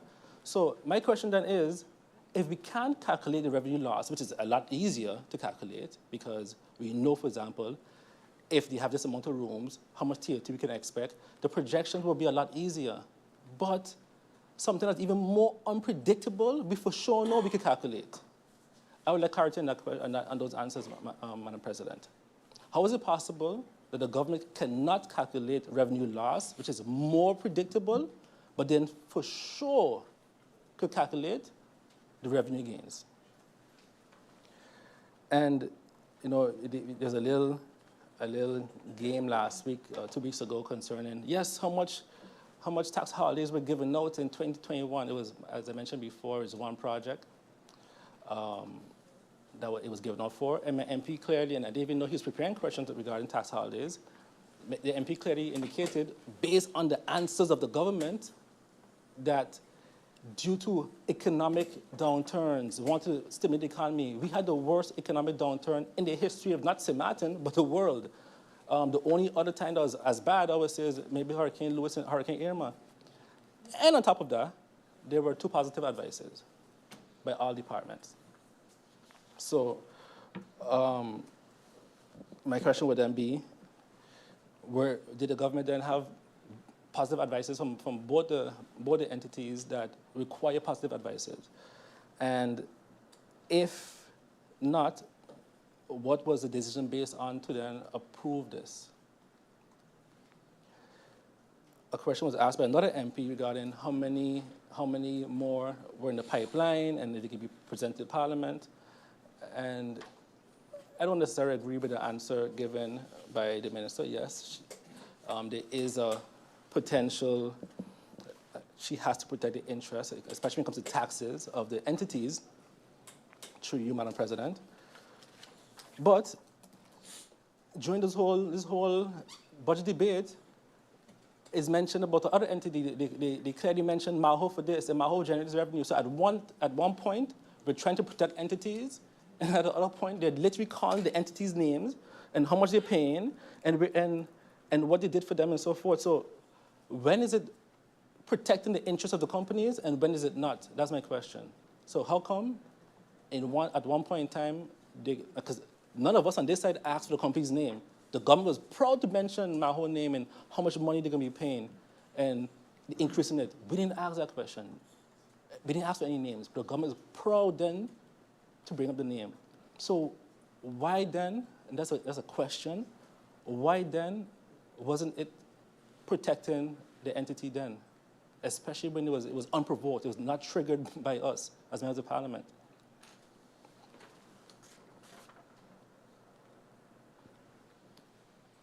And since and like I said, I don't agree that it can be sent to Parliament. I'm just not going to use the tools that we have right now for it to be sent to Parliament because it's not necessary. I would follow up on the questions posed by a previous MP. How much more do we have in the pipeline? 3, 4, 5, and do they all have negative advices also? And if so, would the same procedures be used to approve this one be used for the others, especially if there are locals involved in those? Because I would want that we fight for the locals just as hard as we fight for big developers.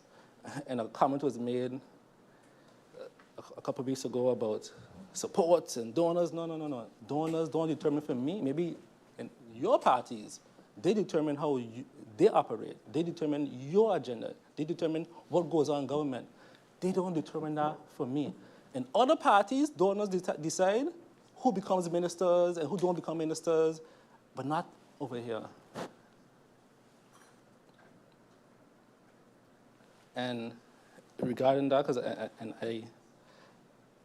have to say, because I like when individuals go behind and say things, but they don't come before Parliament to discuss certain things. So yes, I did insinuate a couple of weeks ago that a party that was totally against these type of investments, now sitting in power and sitting in government, now approves. And yes, and now I'll call the name, the Party for Progress, yes. They were ones that campaigned against this. They were shared the development in bad target and so forth, to know as soon as they get in power, mention, oh yes, we're going to support it. And the argument is what? Because the same people that you're going to speak to are the same people come back to us, right? Asking for answers. And then they're going and saying, oh yes, we only supported it because the last government was in the process already. So you only support because the last government was in process, but the other things that we started, you decide, no, we're not doing that, no, we're not doing that. So make up your minds. Is either you're going to continue all the things we process or not. It's a weak excuse to say, right? Oh, we only support it because the last government was doing it. And the other argument was, oh, because they built a road. The road was going to be built already anyway. And I'm only mentioning this for one reason. Like my colleagues say, I'm not against anything. What I am against is being a hypocrite. That's what I'm against. And I'm going to expose being a hypocrite, period. You're not going to put things in your manifestos. You're not going to campaign. You just come to the election, you campaign on certain things, and now you're upset because you're being exposed. No. You're going to continue to be exposed because you're just not aligned with the things that you're saying.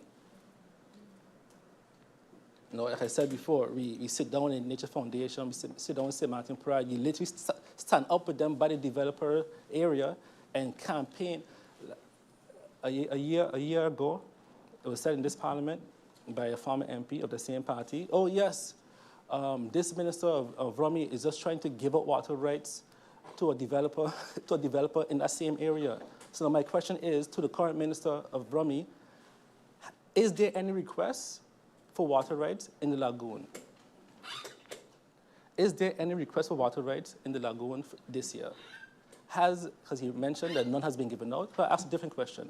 Is there any request for water rights in the lagoon? From the Maho area that you guys mentioned, straight down to Kubokoi. Is there any request for water rights there? Because we can continue to expose hypocrisy. In addition to that, we had a meeting here for the Nature Foundation, and they spoke about the importance of protecting this area. Two MPs were very vocal in that meeting. They had very strong concerns and very strong points in terms of protecting this area. I would say it was then MP DeWeaver and MP Westcott, and they had some really good points. Now we're seeing that the government has issued the land to that specific area, and this is what the Minister of Ram, you have to really break it down because they had the worst answers, I would say. Did they speak with the Nature Foundation? Because that's one of the answers, that they speak with Nature Foundation regarding these items. Did they speak with the Nature Foundation regarding this land? Are they going to give out any building permits in this area? And before they do, will they again get advice from the Nature Foundation, from anywhere in the lagoon? And if the government needs the presentation from Parliament given by the Nature Foundation in protecting this area, I'm pretty sure the Parliament will be happy to send it to them. Because I also understand that there's a particular minister breathing down the neck of the Minister of Ram to get this approved.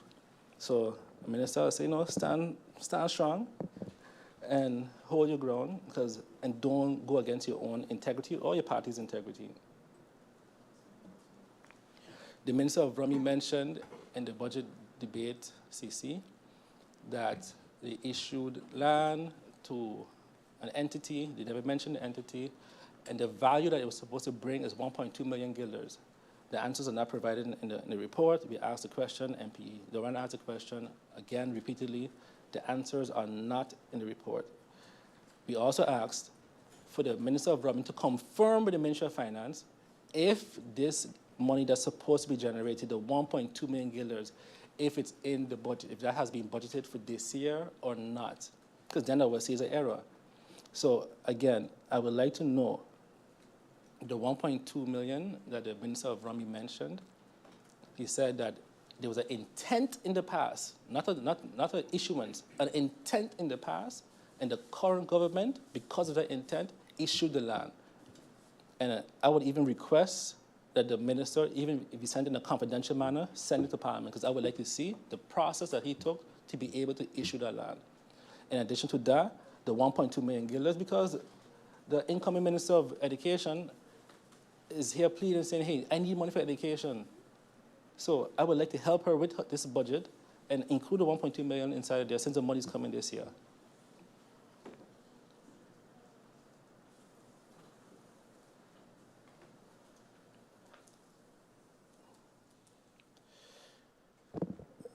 Madam Chair, Madam President, the minister also requested the minister to be clear on the roads project. Again, I understand that we brought the money, we started the project, so I don't know if that's a reason why they're refusing to answer. But in particular, Well Road. Well Road is a high traffic road. We specifically put this in the side road project. The question was asked by MP Duran, I believe also myself. The minister says, oh, the MP should know that Well Road isn't a main road. We didn't ask that question. And even the report that Parliament sends to the government, right, it doesn't have that as a question. So why you answering a question does not relate to our question. All we asked was, is Well Road going to get the attention it needs? It has been budgeted for. We got the money for CAPEX to execute. Is it going to be executed? It's part of the side road projects. Is it going to be executed? Can we get a plan? Is there going to be drawings? When? Because what I realize is we are just executing nilly-willy with no kind of plan and structure. And I'll say to you, Madam President, to the Minister of Finance, I understand you're not the boss of the other ministers, but when it comes to the budget, that is your own. And even looking at some of these answers, it does not reflect the quality, let's say, of the presentation presented, or even the quality of work that I know, let's say, the ministry as a whole does. Don't let other ministers mess up the quality of your work, because it's not the level it should be when it comes to answering. And I know it's difficult, because I had the same thing when I was there, where even as a minister, I would go around to different cabinets and say, hey, get this on time, this is a horrible answer. It's a rough process. Budget 2025 can probably be even worse, right? But the budget is yours. That's your baby. Ministers have to understand that this is your own. You set the rules for the budget, and you set the quality. So I would hope that going forward, that they understand this, and you put whatever necessary pressure you have to put on them to make sure that we can't be getting answers on Monday before the budget. It's unacceptable. And that would not have been accepted by these same MPs today, who are now ministers, when they were here. It would not have been accepted. The meeting would have been pushed back 2 weeks if they had to. That'd be all for me, Madam Chair. Thank you, MP Irian, for your contribution and comments. And I do not see any other member. So we go over to, unless MP Otley is getting up to sign the speakers list, which is a requirement for public meetings. Yes, MP Otley, I'll give him a few minutes to sign the speakers list.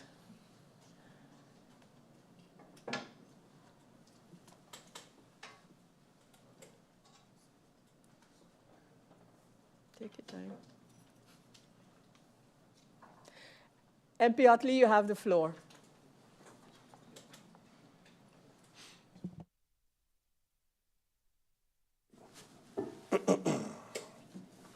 Thank you, Madam Chair. Madam Chair, good day to my honorable colleagues, the Honorable Minister of Finance, her support staff, and the viewing and listening public. I was not here for the notifications, but allow me to start by wishing strength to the York family, who is also family of mine. We definitely have to put our foot down. We definitely have to be examples for our youth. And we realize that more and more with these senseless acts of violence, especially gun violence, we are seeing the ages decrease. I think it's important, and that's why I made it clear a couple months ago when we had this urgent meeting, it cannot only be about that one incident that happened. And to the public, it looks like we did everything we needed to do because of that one incident, and now no one else matters. And that is what I was saying. We as a parliament need to, if it's pressure the minister, call the minister, and you're right, I have the right to do so as well. And we need to come together, bring initiatives, and that's why it kind of worries me when I see certain deductions from the police force in the budget amendment, and especially going into the busy season and the Christmas season. What is being done to protect our stores on Front Street, stores on Back Street, stores in Maho? That will need extra manpower. We will need extra budget. So it bothers me. And that's why I keep saying and cautioning the government, please stop looking at this budget amendment as only 2 more months. Only 2 more months. It is very well high probability that this budget will take you a couple months in 2025. We need to act now as it pertains to justice. We need to act now as it pertains to protection. We saw a video the other day, bold-faced, right in the day, on a temp robbery at the store in Front Street. Bold-faced, well-planned, well-orchestrated, come in a car, leave on a bike. What is our protection mechanism? We speak of businesses. When it's election time, we go through Front Street, everybody wants votes. But what are we doing now to ensure them their protection? When Christmas comes and they're closing the door and letting us in one by one and creating a fear-mongering system for our tourists, we're going to be upset. So I would like to know, ask this question through you, Honorable Chair, to the Minister of Justice. What is your plans for the season? Does the police have enough budget allocated for one overtime? And also to the Honorable Prime Minister, as VKS falls under the AZ, what is the plans for VKS? Can we beef up that system for the season? Is there budget left to beef up that system for the season? I move to some general questions and comments. Madam Chair, every minister clearly stated their staff, their consultants, their labor contracts, what the amount was. For some odd reason, the Honorable Prime Minister is dancing around this question. I don't know how much clearer I need to make it. I need to know all labor contracts during your term, through you, Madam Chair, during the Prime Minister's term, and the amount, and the names of the companies / or person. I think it's very clear. Today, I hear the Honorable Minister of Finance states that the 75.6 million is a backup in case GB cannot get financing. This is the first time I'm hearing it brought in this manner, because it was brought as, especially with the drawn-out speech by the Honorable Prime Minister to my colleague MP Arian, this is the only option remaining. This is the only option, and I want your support, and I need your support because it's doom and gloom, and if we don't, it's a national crisis. I need your support because I will fix it. Now today, the Honorable Minister of Finance said it's a backup, which means, again, the possibility for GEBE to obtain its own loan is there. Again, through you, Madam Chair, the Honorable Prime Minister sat over there and said, we took this option because the financiers did not want to support GEBE. What is funny to me, Madam Chair, GEBE purchases or rents 10 generators.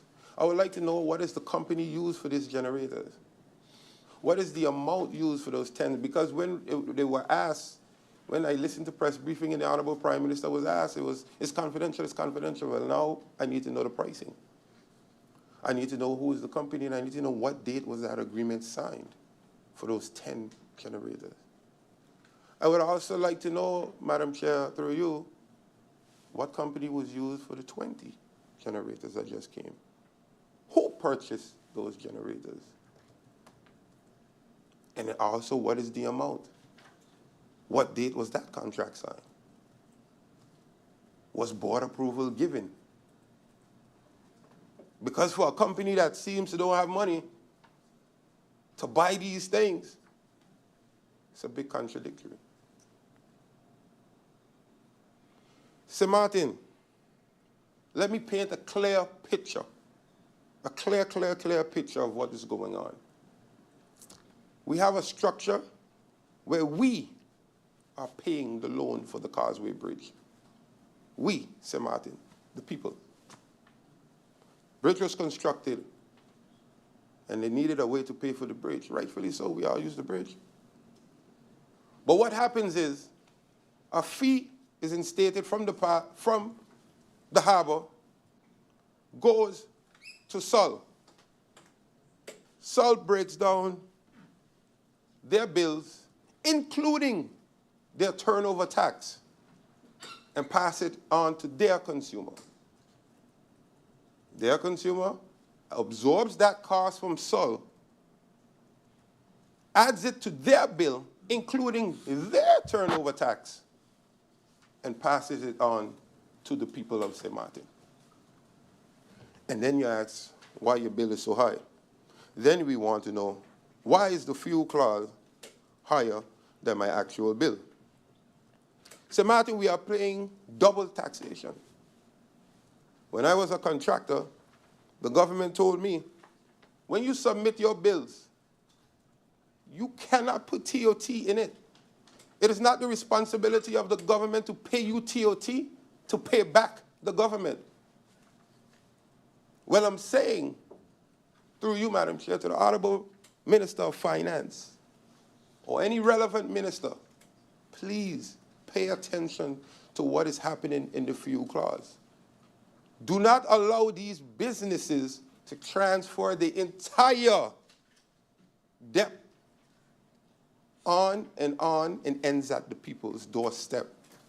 If that was the case, we might as well have put a toll on the bridge or something where we just pay for it, and it would have been much cheaper.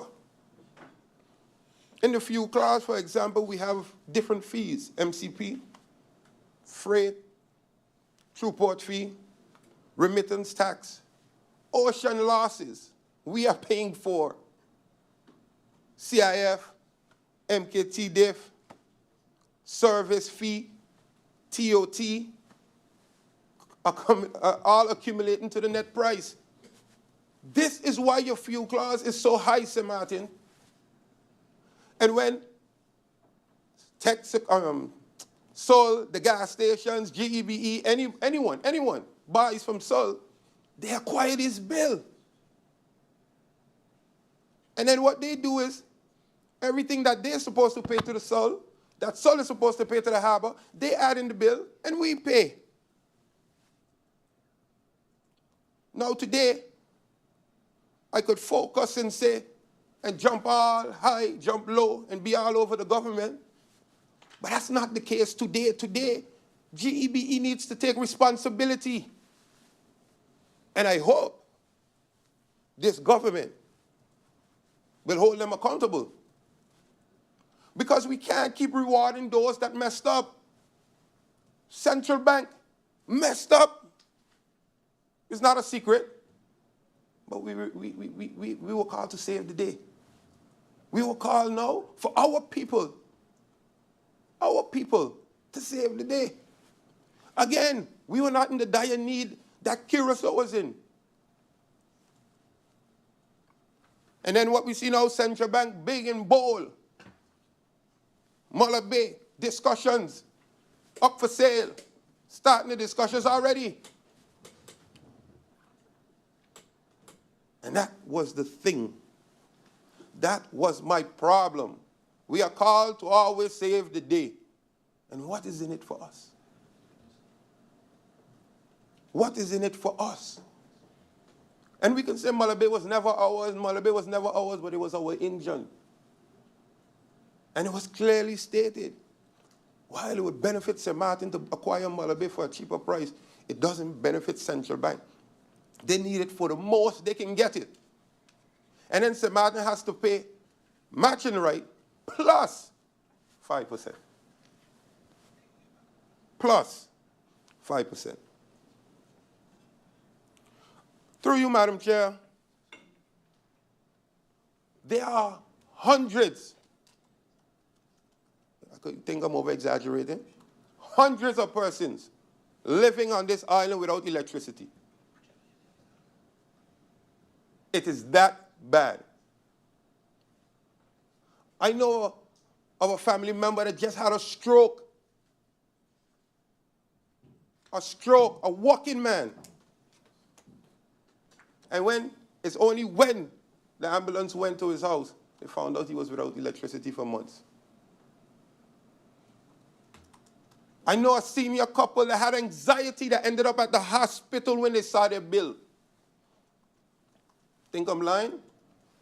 Put yourself in their shoes that you get a bill that says 10, 20,000 and you're going to be disconnected. And GB is saying, I want 50%. Put yourself in their shoes as a working man or woman, and you look at your kid, and you know it's no way you can afford that 50%. And what happens is, when we say, create relief, people say, well, GB ain't getting money, but GB is losing thousands and thousands. Because there are persons who are willing to pay their bill and can pay their bill on a monthly basis, but they cannot pay that lump sum. So by GEBE not accepting a payment, whether it's under 50% or a payment that they want that the person on minimum wage cannot afford, you are losing money. You're losing present revenue and future revenue. Allow these persons back on your system and watch your finances start to roll in. You can't ask me, the parliament, the people for money when you have the money out there. And I know some going to say, rightfully so, some people did not pay their bills. So GB needs to collect. Okay, well then you disconnect. Now you're making no money. Let's make sense from nonsense. And the Honorable Minister of Finance, you're about the sense. You're about both sense, in your brain and in the pocket. It makes no sense that you are not collecting. And then you are denying persons, those vulnerable persons, of a basic human right. Electricity is in the concession agreement. Electricity needs to be seen as a basic human right. Yes, bills need to be paid, responsibility need to be had, but we're in a quagmire now. And when you need money, you take. You don't leave no money walk out of that door. I have friends that work in GEBE tell me that when people come, they beg, they cry, they plead. And you know what? Madam Chair, through you, they offer something and they are turned back because it's not enough. It's not enough. We had a ransomware attack. No fault to the people of St. Martin. But who felt it? The people of St. Martin. Bills weren't coming. Then when the bills came, they're incorrect. And to this day, they're still incorrect. Who felt it? The people of St. Martin. And to the Honorable Minister of Finance, even if this is a backup, the 75.6 million, if it's approved and GB comes tomorrow and say, hey, I can find money, so I don't need your money. The housing project was already taken out, which the Honorable Prime Minister in his answer says St. Martin has a housing problem. And that's why I asked those specific questions. The Honorable Prime Minister said he agreed it has a housing problem. The Honorable Prime Minister also stated in his answer that he agrees the fuel clause is too high. And he's in a discussion with the relevant ministers to create relief. Well, perfect. Then we're on the same page. Then it shouldn't be a problem when the motion is presented. I see the Honorable Minister of TEAD was already in motion with a tariff 60, understanding her responsibility, creating a special tariff for seniors. When I was Minister of ASI, I wanted to create a special water rate for seniors, and they said it's discriminatory. You have to go across the board. So perfect. Minister of TEAD, we're going to combine, and we're going to create a special tariff for everyone. Because in the concession ordinance, it clearly states, in the interest of the people, you have that authority. How long will we wait then? In the interest of the people. And I say this, for those who may say, yeah, you guys were there, why? We weren't asking for 75.6 million of the people's money. So I am saying today, if this is much, much needed for the country, and we have to do this 75.6 million, give the people relief now. Ain't we paying for it? It's you, St. Martin. You are paying for it. You are paying for it. And you know what is going to happen? I asked a specific question. What happens if GB defaults on the loan? These are not my answers. The Honorable Prime Minister said, the government will then have to take up the responsibility. It's nice to say the government will take up the responsibility, but government don't make money. You pay us money, St. Martin. So now we're dealing with the bill from the Causeway Bridge, the inflation from salt, the inflation from GEBE, the inflation from gas prices. All of this is we are dealing with it, the people. And it was said that just a matter of time, no one can fool me. We could turn and twist and scream. GEBE will bear the cost. It will not go over to the consumer. GEBE will bear the cost. St. Martin, we are putting 75.6 million in the budget. Which capex is still has to be repaid. And we repay it by taxes, innovations, revenue generations. Then you still have to deal with your inflated prices across the board. And then, just a matter of time, GB is going to have to make back the money somehow from the 10 generators that they're renting. Somehow from the 20 that was bought. And GEB cannot, because I did my research, absorb this cost for more than a year. Cannot. The businesses are suffering. GEB basically surviving off of commercial expense, the bills from commercial businesses. But what is given? What compensation is given? SHTA did a report, 41% loss of business and 19% loss of stock. The businesses are suffering, the people are out of electricity. The bills will only be higher. 75.6 million. Let me give Sir Martin a little knowledge. There were companies willing to support GEBE. All they requested was up-to-date financials and a reported mechanism yearly. And if they deny it, I'll let everything out of the bag. But they refuse. So then we superheroes? We don't require the same thing? We're not requesting up-to-date financials? Last is what, audited report for 2019? And then what is going to happen is, when GEB owes us, what are we going to do? Put a lien on them? That is why it is a dangerous situation that we are putting ourselves in. It's dangerous. Because GEB can say tomorrow, well, I ain't got the money, government. What are we going to do? All we can do is pass it on to the people, like we've been doing all the time. Why I don't feel sorry? Amortization. What is that, St. Martin? I own a trucking company. I buy a truck. I know within 5 years how much years I need to buy another truck. So when you're filing your taxes, what happens is you are allowed to deduct a specific amount as the government knows you have to buy a truck for your business in the X coming years. GEBE applies this.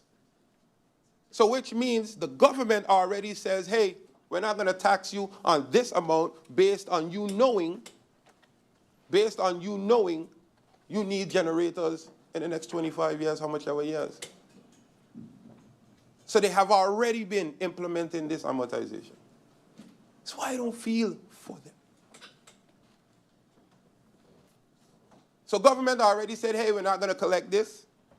So the money is supposed to be set aside for your generators.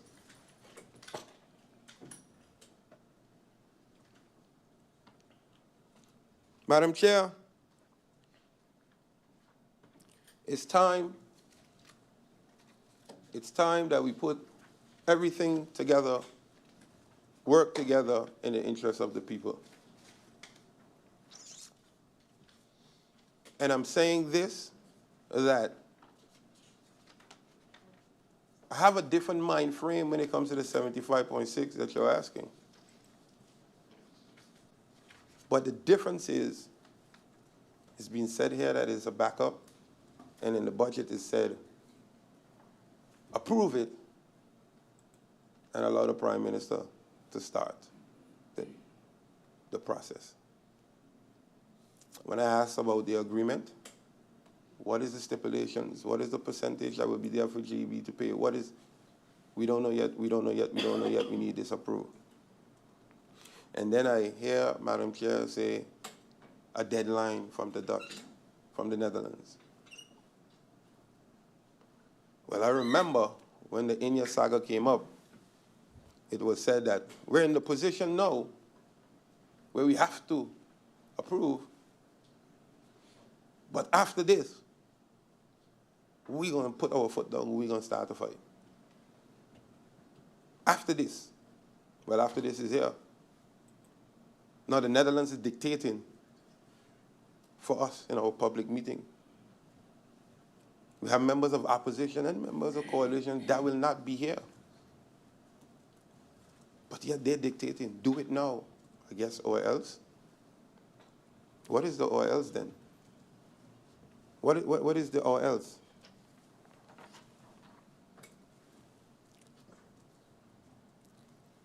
So I spoke about a couple of things. The TOT that is transferred to our people, the ability for GEBE to collect present revenues and future revenues by these hundreds of persons that are disconnected, allowing them to be back on the grid and paying their monthly bills. We spoke of the tariff system and the responsibility and power invested in the minister through ordinances to make adjustments. I'm still not buying the what-if mechanism. Because up to now, Minister of Finance, up to now, you said it through you, Madam Chair, you say it like it is. So I just kind of, just a little bit, not too much, I just kind of trust you a bit more than the rest. But I trust you a lot more than the Prime Minister. Because it's too much, too often, it's contradictory. Too much, too often. And when I request answers, at least the ministers, every other minister gives me the respect to answer them. So I say to you today, after the speech last week by the Honorable, or 2 weeks ago by the Honorable Prime Minister, that this is needed, this is the last hope. And I will say it here. If you are expecting Omar E.C. Otley to support putting 75.6 million on the back of the people, when it was clearly stated now that there is possibility for GEBE to acquire a loan, give the people what they deserve. Let us give them what they deserve. Let us bring the relief to the people. And Madam Chair, I will be presenting a motion in the second round for just that. Relief for the people.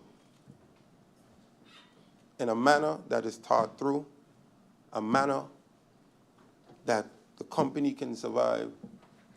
But then when we ask, we don't get the money from, but they're getting it from us. They're getting it from us. And instead of a rate of 6%, 7%, we want to be the ones to give it to them for a lower rate. They're getting it from us. An extension, us are the people. Us are the people. I said it before, we have petitions coming in here about fuel clause. We have people getting strokes. We have people in the hospital. Let us do what we need to do together. For any of my colleagues, any questions you have, we will sit, we will discuss. And I hope that I can count on your support. Thank you, Madam Chair. Thank you, MP Otley, for your contributions, questions, and comments with respect to the topic at hand. I now invite MP Brug to take the floor.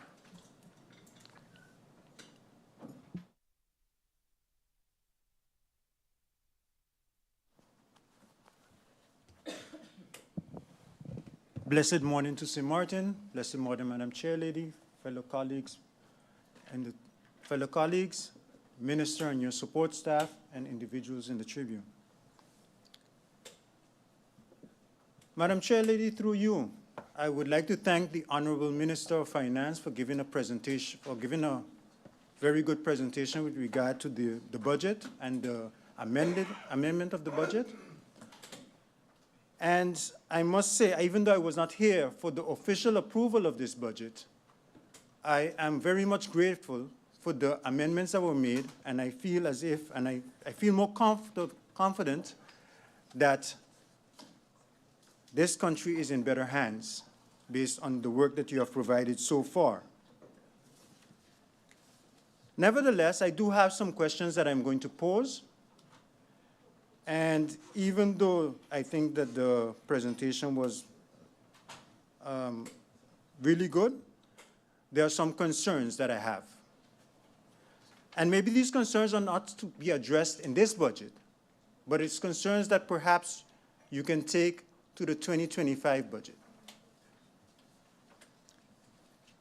I'll start with one of the first ones. Personally, I have been somewhat a subject of tax assessment. And a lot of the tax assessments was incorrect. It made me that I had, as a result of that, I had to always go to the tax office, seek clarification, protest letters. Now, while doing my own, I realized that there were a lot of other individuals that was coming with also different scenarios, different stories that also had to present or had to create these letters in order for them to be rectified, for their tax situation to be rectified.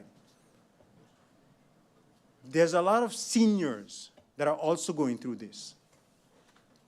Now, me, I have an accountant that can assist me at times, but a lot of seniors don't. And for them, when they get these tax assessments, sometimes unjust or unfair, it stresses them out. It creates a health issue for them, health issue for them. So I say this to ask the following question. How often on an annual basis, how much protest letters does the tax office receive on an annual basis? And when it comes to that, what is the amount that is reflected from those protests? So for example, we have an amended budget, we have a revenue income that we're projecting we're going to receive a certain amount. Considering that protest letters are going to come in, that means that these amounts may be more or it may be less. Usually it's less because people are protesting because they don't agree with it. My question is, what are these amounts usually, what are these amounts decrease in the tax revenues? It's going to be a decrease. And why I ask this is because, for example, you clearly stated in your presentation that over the years, in 2022, 2023, that we over budget for personnel costs. So I want to also see how much we've over budget, for example, the last 2-3 years, when it comes to tax revenues. So, and is that addressed in the amendment as well? If it's addressed, perfect. Then I talk about the next topic of banks. Recently, in the newspaper, in the media, I heard that you stood up for the people of St. Martin, especially customers, when it comes to companies telling them there have to be a minimum with regard to how much they are charged when they're purchasing something. I applaud that stance, and I believe that's the correct stance to make. But I have another situation. And I speak on behalf of our seniors when I talk about this situation. It used to be in the past that seniors could have gone to the bank, they received their monies, they could have gone to the bank, go to the ATM, and they could have received 25 guilders, for example. Today they're told, or the machines tell them, that the minimum they're allowed to take is 50 guilders. Now you know our seniors, they don't get much. They don't want to take off everything because the minute it's in their hand, it goes like water. So is it possible that you can look or talk to the banking industry to return that minimum amount to 25 guilders? Because I'm aware that sometimes even with for example, if they have 50 guilders on their account, because of the service charge, they can't touch that money. They can't touch their money. And it's not fair. It's their money. So I'm asking you if you can look into this matter.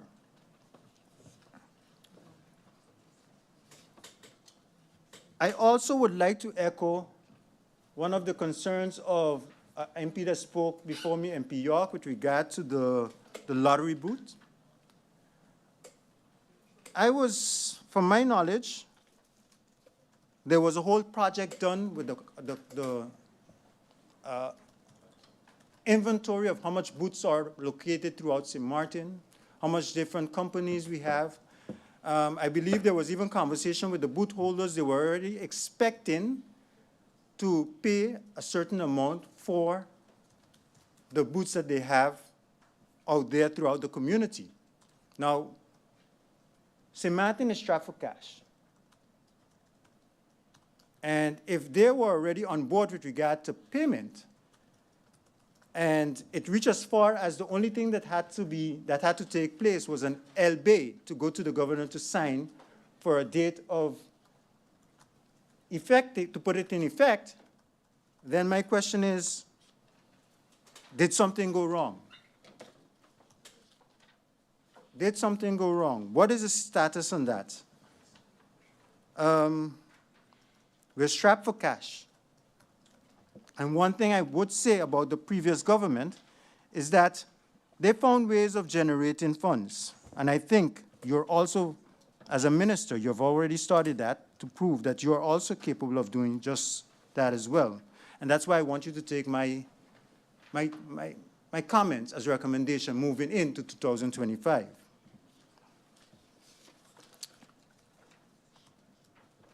The budget of 2024 is the budget. Who are the founders of the budget? Is this budget created solely by you, or is it part of a continuation from the former government?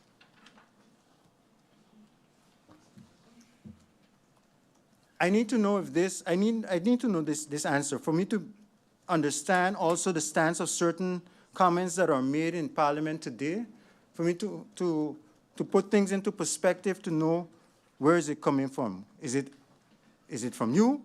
Was it there before? So that I can, at the end of the day, decide on how also I'm going to vote.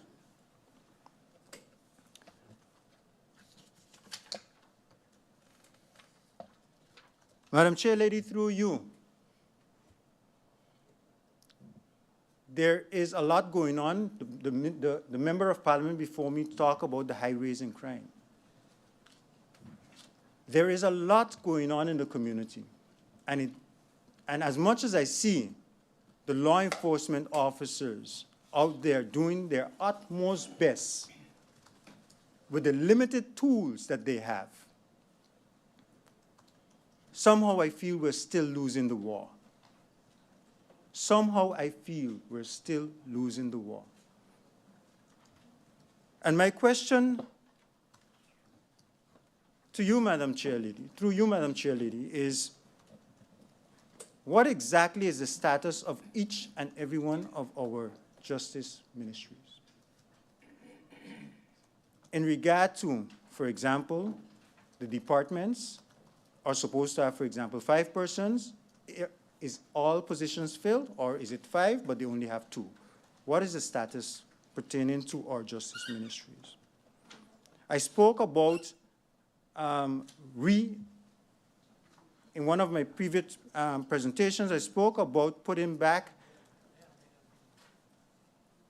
the intervention team. I spoke about a scanner to stop all these weapons and drugs from coming into our community and finding its way into our youths, into our young adults, into our children that are going to school. I spoke about these things, not because I just want to speak about them, just to throw them out in the air because it sounds good. It's because I'm hoping that it will become a reality, that these advice become a reality. And if you have something better, then yes, please, by all means, it is high time. It is high time that we make the effort to win back the battle.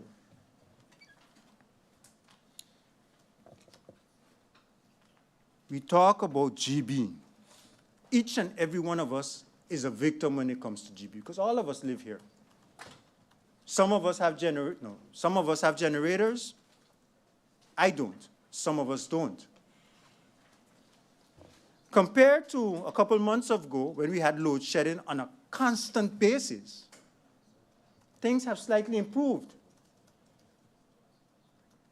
Now today, the Honorable Prime Minister, through you, Madam Chair Lady, have found a way that we can get a financier, someone to finance the engines. That's one option. That was stated from the very beginning. Because I remember when he came, he stated his plan, phase 1, phase 2, phase 3. Madam Chair Lady, this GB issue didn't just start when this sitting government took office. It was years before that. And it means that it is whoever's sitting, their responsibility to address these issues. I hear a lot of persons say, yes, this 75 million, we're going to strangle St. Martin, we're going to do this, we're going to do that. So I'm glad when you state today, it is a backup. So I'm hoping that you are still looking, but you're still looking for an alternative solution. But in the meantime, my question to you is, Madam Chair, through you, Madam Chair Lady, is, have the government of St. Martin receive an alternative option to this GB crisis that the people are facing today? Has anyone, a member of parliament, whether in the sitting coalition or in the minority, has anyone,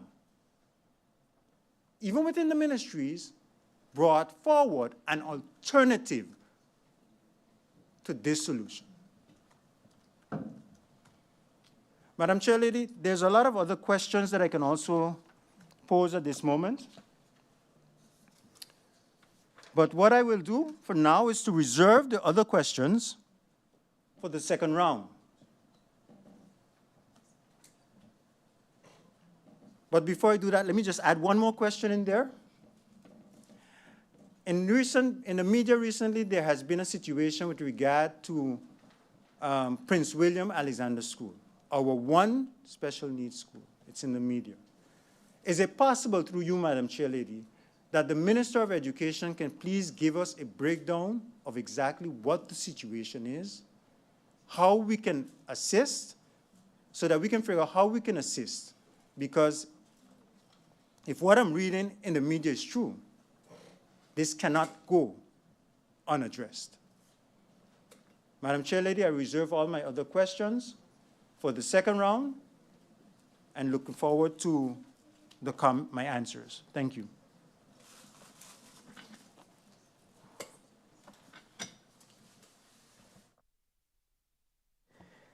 Was just having a discussion with MP Aaron there a moment. So we had MP Brugge has concluded his statements, and I now offer the floor to MP Lacruz. By the way, my brief discussions with MP Aaron had to do about the continuation of the meeting and the sequence. So yeah, thank you for that. Thank you, MP Brugge, and I now give the floor to MP Lacruz as mentioned.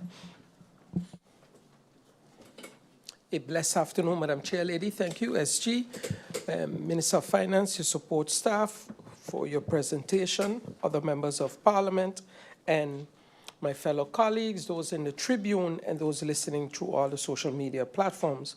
Madam Chair Lady, I'd like to make a couple comments. One comment will be concerning the lottery booths. I've heard many make comments about what was happening, but I am somewhat disappointed in the fact that all the information is in the ministry, and literally I'm starting to feel that the minister is being set up in one way or the other by not being provided with all the proper information that the minister herself could have been able to just bring that information to the floor of Parliament, and everyone would be able to understand what is and what has taken place. I'd like to make some clarifications. The first thing was that a lottery license automatically came with the possibility to be able to put booths or vending locations. Madam Chair Lady, the problem is when these lotteries are being sold at supermarkets where kids and minors have access to. So scratch cards is one of the things that also falls under the lottery company. So that is definitely something that the minister could look into, because that should not take place. There is already a moratorium on locations in the sense that a lottery company needs to request this at the ministry to be, and once it's approved, then they'll be able to open a new lottery booth. And this has not taken place because we are seeing them still pop up all over. Again, the next point would be the point that we are losing revenue when we're talking about the lottery games that are being sold on the island that are illegal. So those that are paying for the lottery games that are being drafted here, they are doing right, but we're losing a lot of money in the others. Madam Chair Lady, if you want to tackle the problem with the lottery booths, I don't think the problem is a lottery booth. I think the problem is that our locals have become addicted to gambling because the availability of number booths and casinos. So what I would say is let's find ways to start taxing the winnings and be able to put these monies into the rehabilitation of our people. And that would make a lot more sense to me.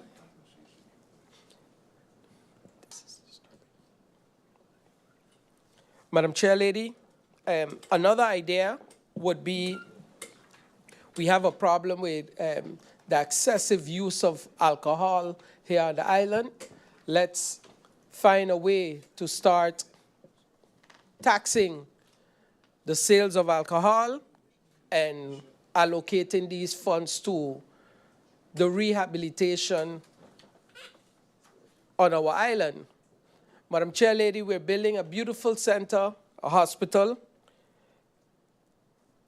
Just now the question will be, where are we going to get monies to run a hospital of this magnitude?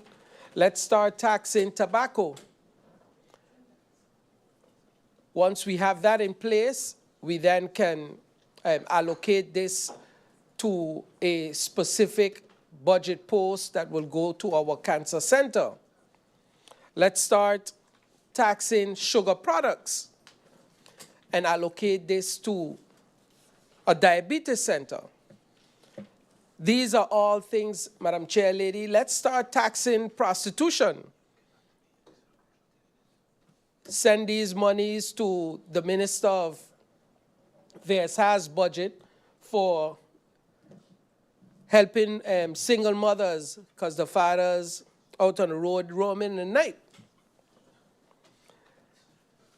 Madam Chair Lady, who don't like these ideas, I think will definitely understand that maybe they themselves have a problem with alcohol, tobacco, sugar, gambling, or prostitution. But this is something definitely that we should be able to move on. Madam Chair Lady, this is a budget meeting, so I'm shooting some ideas out to the government so they can see that there's a lot of things that we can do that will generate funds and benefit the country and its people. Personalized number plates. Doesn't matter what you charge me for a number plate. If I could have a number plate with my last name, I would love it. Then, Madam Chair Lady, while sitting here this morning, I've received again numerous messages from people in the neighborhood in St. Peter's with again the same problem with garbage. Even though I've asked the Minister of Rami to look into it, I don't know what actually took place, and if he did, but the problem is still there, and it's there again, now even worse. Madam Chair Lady, there's a model in NLP, Neuro-Linguistic Programming, that says, away from pain towards pleasure. And the model explains that everyone wants good or wants to feel good. So when I hear what is happening and how people are feeling in the country, and the response from the government, I wonder, where are we going and what are we planning to do to help our people? My fellow MP and leader of the United People's Party, MP Otley, expounded a lot on it, but we have a problem, Madam Chair Lady. We have a problem in the country. Our people are suffering. It is not just out of the blue one decides to get up and become a thief and decide that he wants to go and rob in Phillipsburg. He starts to weigh what are the pros and the cons of doing this. Madam Chair Lady, if you don't have a job and you don't see a way out, these are the things you turn to. And this is a problem. At some point, we need to start to look at not only the effect, but the cause of what is driving our youths, our young men, to steal, to kill. The frustration that one believes that the only way out is by shooting another individual. We have a problem as a country. We are going in the wrong direction. Madam Chair Lady, I am going to say this, and it's a famous saying, no one feels the heat until they themselves are in the kitchen. And you will have to find yourself without water and electricity to be able to understand the problem that people are having today with GB. And I'm more than sure that none of us here have that problem today. So it's a problem that we are hearing about, but not one that we are experiencing. I am begging the government to please pay attention. We are about to purchase 3 new generators that could burn different fuels, one being LNG. And my question is, why are we even purchasing these generators if we have no plan on being able to have these generators run on LNG? Where are we going? We are losing cargo ships because we don't have the facility to supply. And it will be within short, Madam Chair Lady, when our cruise ships will find it so expensive because of the carbon that it's being released to even come to St. Martin. Madam Chair, through you to the Minister of Finance, do you have an idea how much revenue we are missing out on by not having the ships being able to plug in to our shores here on St. Martin? How much monies and what can be done with these monies. Let's not even talk about the environmental aspect. When these ships are here, if you sit in the government building, you see the ships and you see the black smoke coming out.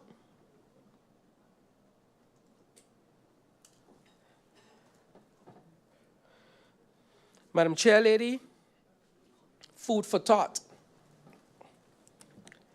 And as my previous colleague mentioned, Madam Chair Lady, during the weekend, I think it was in a Friday and Saturday newspaper, there was a article concerning the William Alexander School. And everyone can remember I've mentioned this school numerous times here on the floor of Parliament, and still nothing is happening. Still nothing is happening.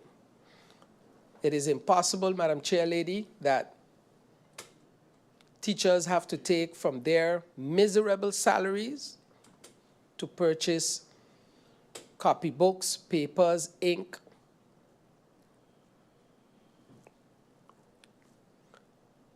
For the school. This is unacceptable. This is unacceptable. This is unacceptable. As a government, we expect better, and I know we can do better. Let's just plan properly, get the list from the schools, what is needed, and let's put it down. We have monies for all kinds of things. We could have cut some of those monies and put it towards this. It's called planning for a brighter future for our kids. One more comment, Madam Chair Lady. Last week, the St. Martin Academy, PSVE, changed its name, and it's now the St. Martin Academy Business Center. And it is a school where I taught for numerous years, and they're asking to be the first to be able to give the TKL level in English, and this will require some money. Money for a legislative lawyer, money for translation, but it will be the first of its kind here on the island, and I am asking the government to pay attention to that. And I know it will have the support, at least from the Prime Minister, because he was there, and make this happen as it is needed, since English is also an official language here on St. Martin. So, government, you have some work to do,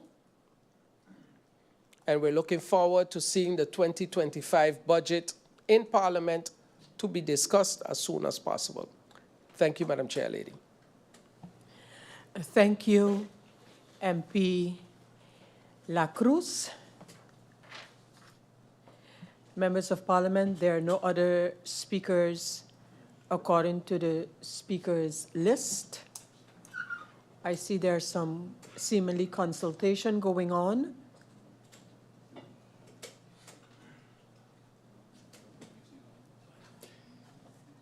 And I know that MP Roseberg is coming to the lectern, and so I await MP Roseberg signing in, and then I will give MP Roseberg the floor.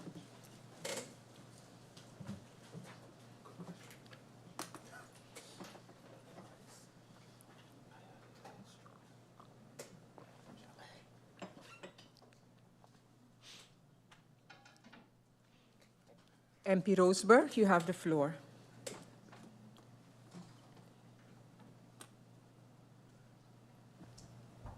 Thank you, Madam Chair.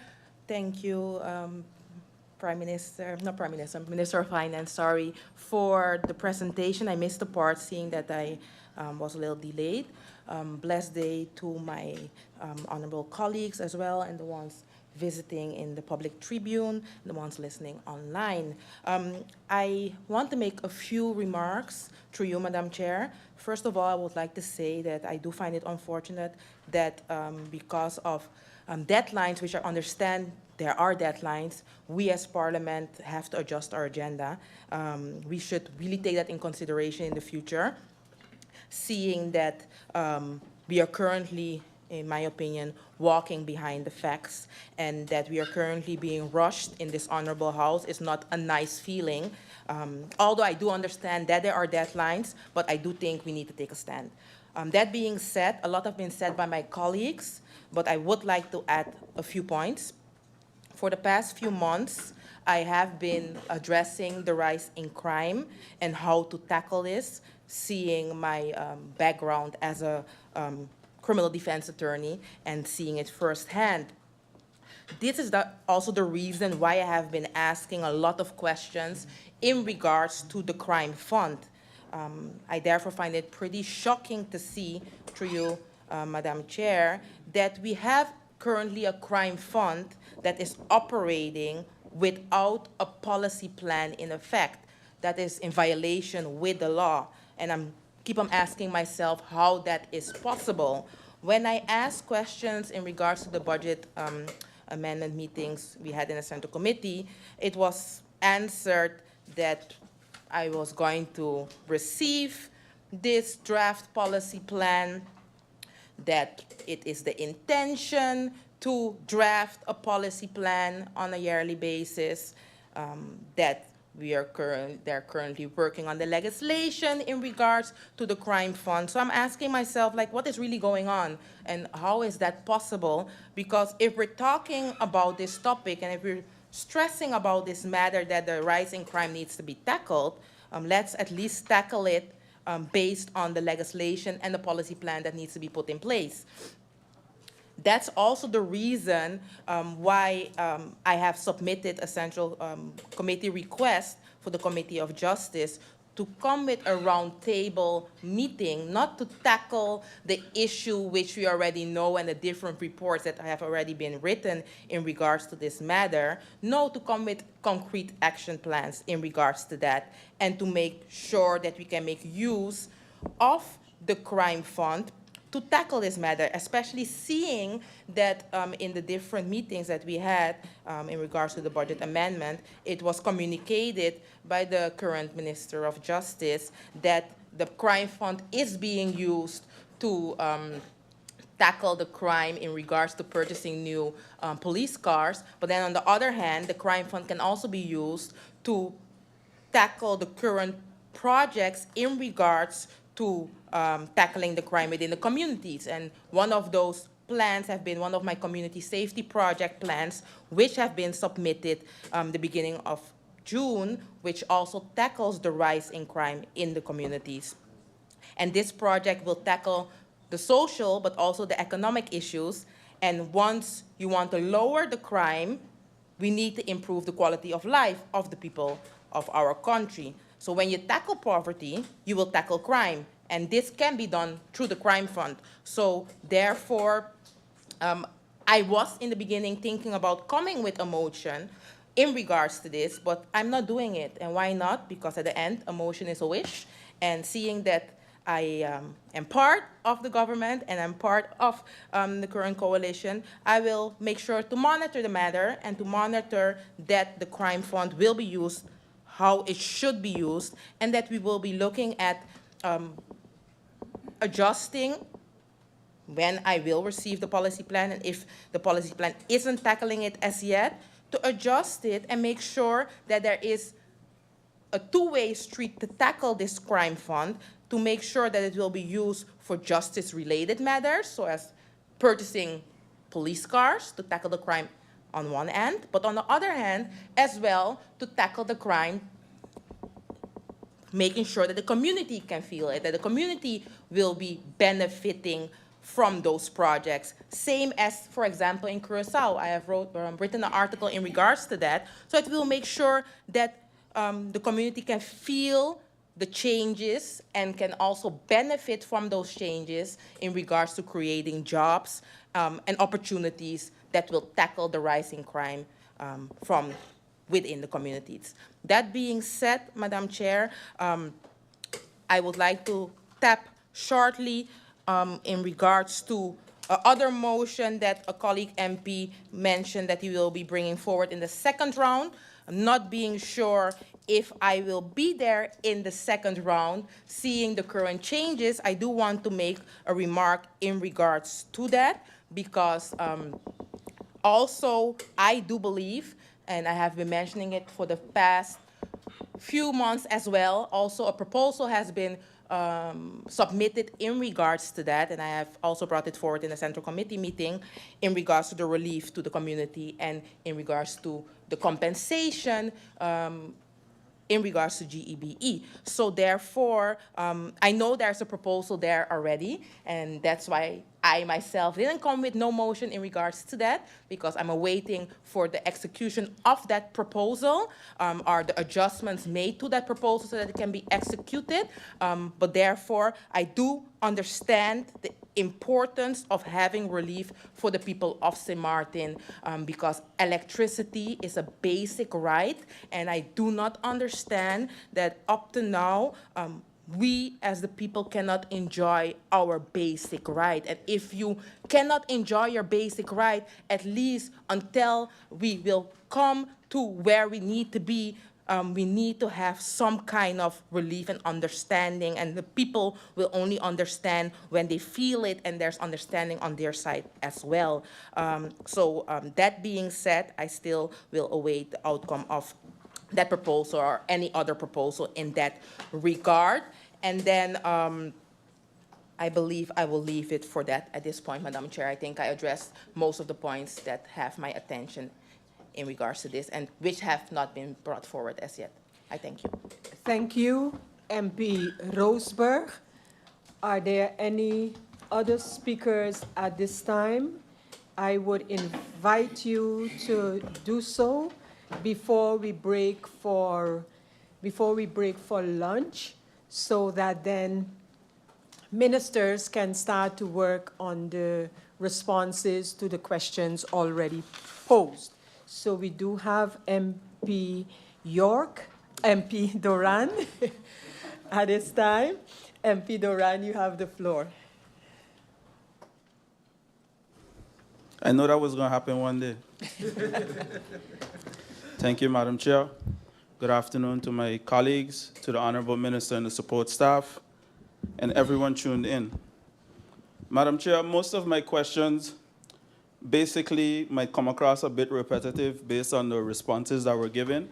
I must say that sitting on the side of the ministers, I know that it is not an easy task. However, I've never seen such quality of responses, even reflecting on my years as a minister, and I know that it would never have been acceptable to the then Parliament.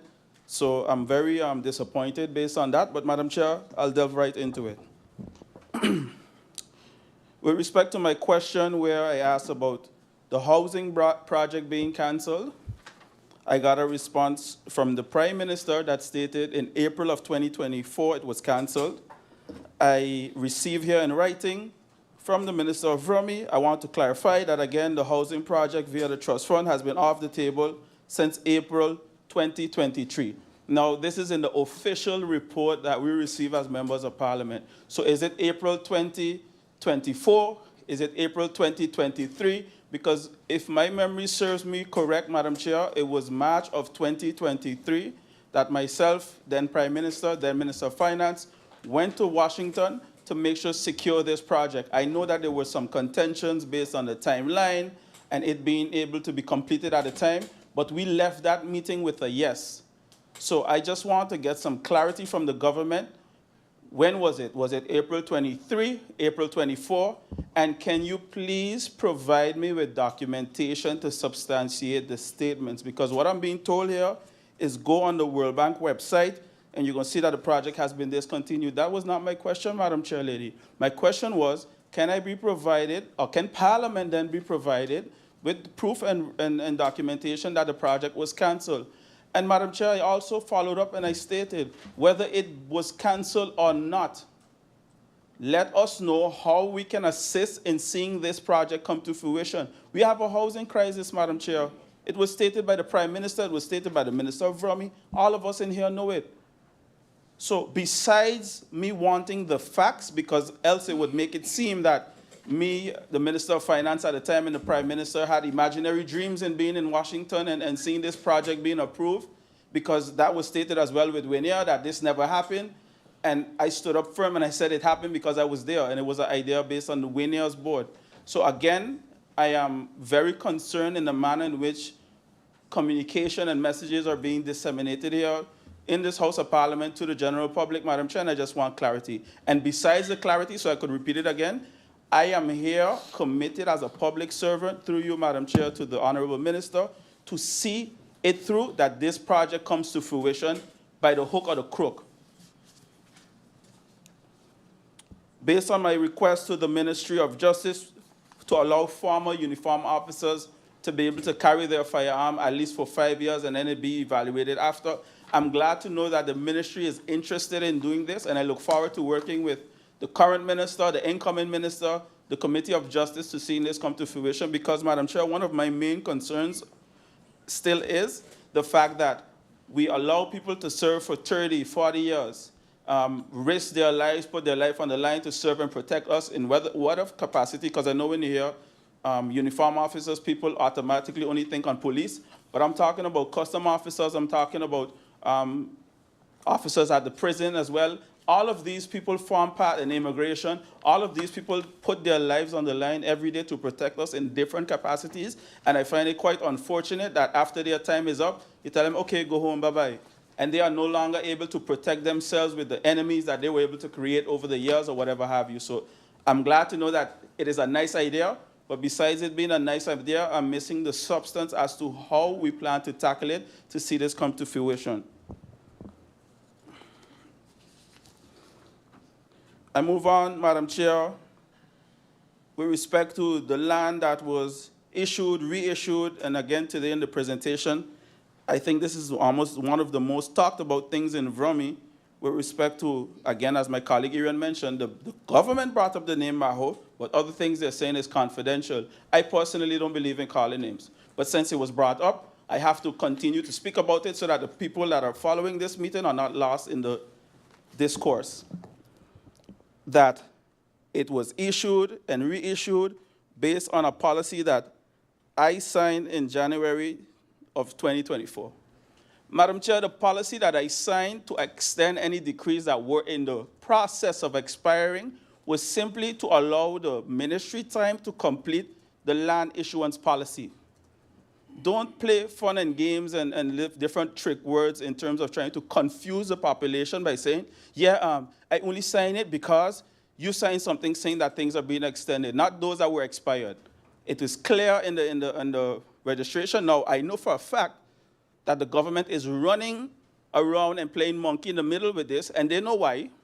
Because as I mentioned time and time again, an extra 3,000 square meters was being used illegally.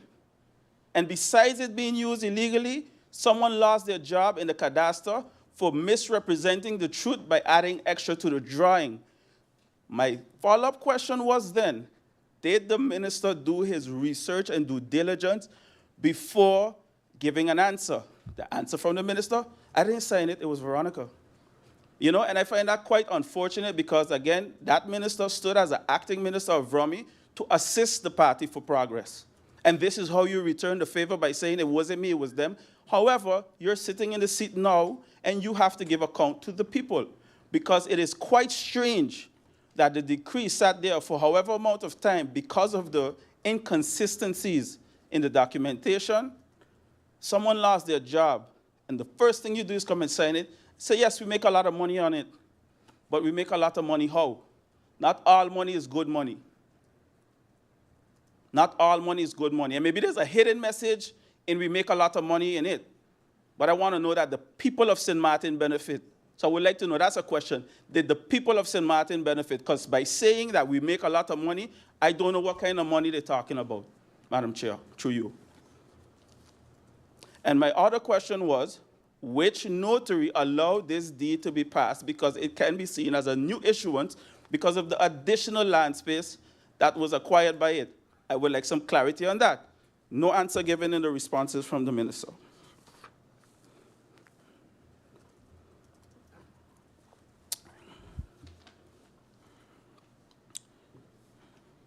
Madam Chair, I asked a pretty specific question with respect to how does it work in terms of the advising process from the permits department in this particular case when it talks about a building permit that was signed on May 2nd. Right now, as we speak, Madam Chair, this current government has been in a demissionaire state since May 21st, where the resignation was given in by the Prime Minister. Right now, this is the demissionaire government. Major decisions were made in cross-party lines, cross-ministry lines, I mean to say. All big decisions were made. Yet, I'm being told, yeah, but you signed it on May 2nd and trying to make it sound like something crazy happened. Yes, I was still a minister. I had to continue working. So, Madam Chair, I would like to know through you, can the minister give an account then, right now, what major decisions or how much permits were signed from May 21st until now? And are they legal and or illegal based on the fact that I'm being accused of signing, whether it was a permit, a policy, a hiree on May 2nd? I would like some clarity on that. Because, Madam Chair, as I mentioned, persons that are listening to these meetings create their own understanding by things being spewed on the floor of Parliament as if something wrong is happening here in this country. And I have a problem when the persons that are doing wrong things are insinuating that others did something wrong but not taking account on their end. That just blows my mind.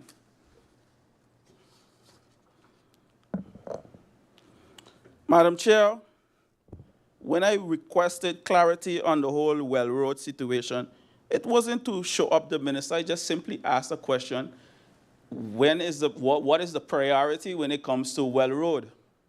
Based on the fact that I knew that based on the budget that we left behind, it is a side road, and it is included in the CapEx project.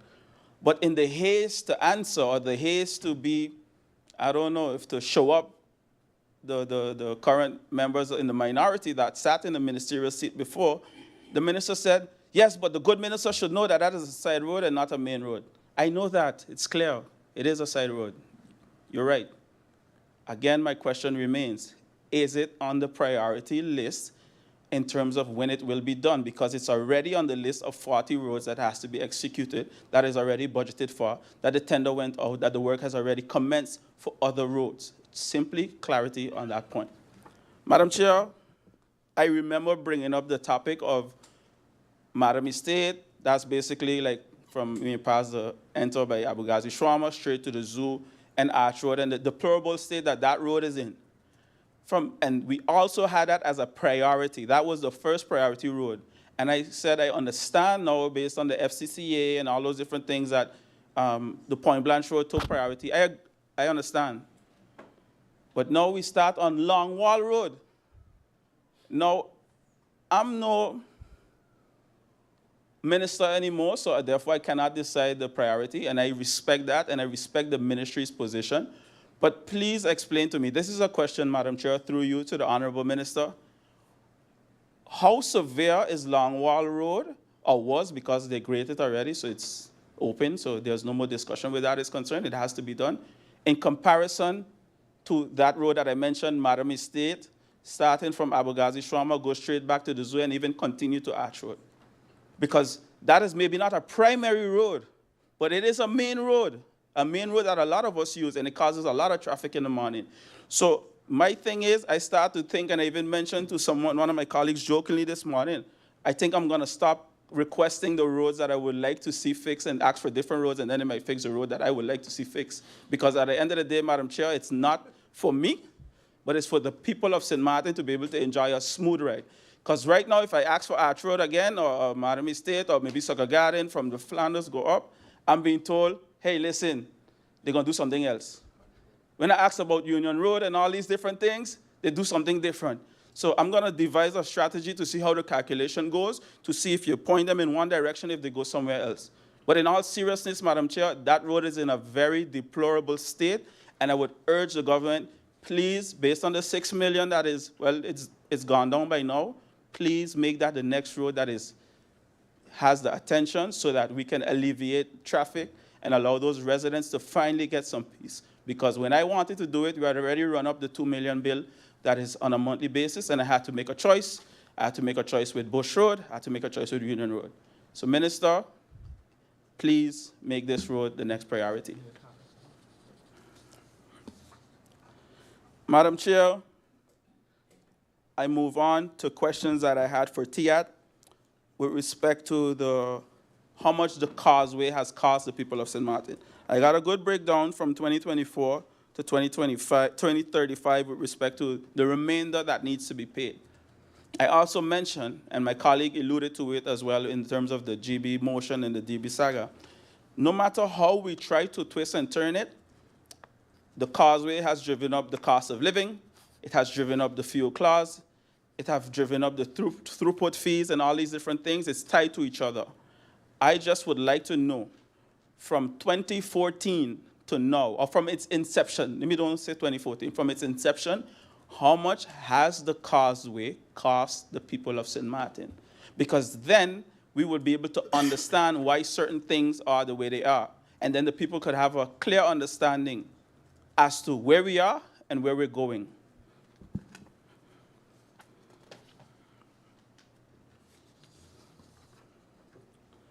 Madam Chair, through you, again, when the minister sat here and he mentioned about the 1.2 million and so forth, can we expect it then in the 2025 budget? Because I know we have exhausted the question in terms of seeing it in this current budget. I know that a note of wijziging was received. I'm not sure about the content of it. I didn't get the opportunity to peruse it as yet. But am I to understand that it will be in the 2025 budget? And also the Minister of Romy, through you, Madam Chair, mentioned intent was signed or something of that sort. I asked for clarity. When was it signed and by whom it was signed? No answer, no response, just a bunch of fluff and carriers all over the world, but no response to the direct question that was posed. So if it wasn't clear, I do it. Madam Chair, I hate to be here reciting questions that we already posed during the Central Committee, because that is kind of a double, kind of repetitive in the ears of the people. But Madam Chair, I have to be clear, because if I have to read these answers that we receive, I think the general public would cry shame based on what we receive here. And I look forward to the MP posting it online as well, so that I can also share it, because I find it quite unfortunate.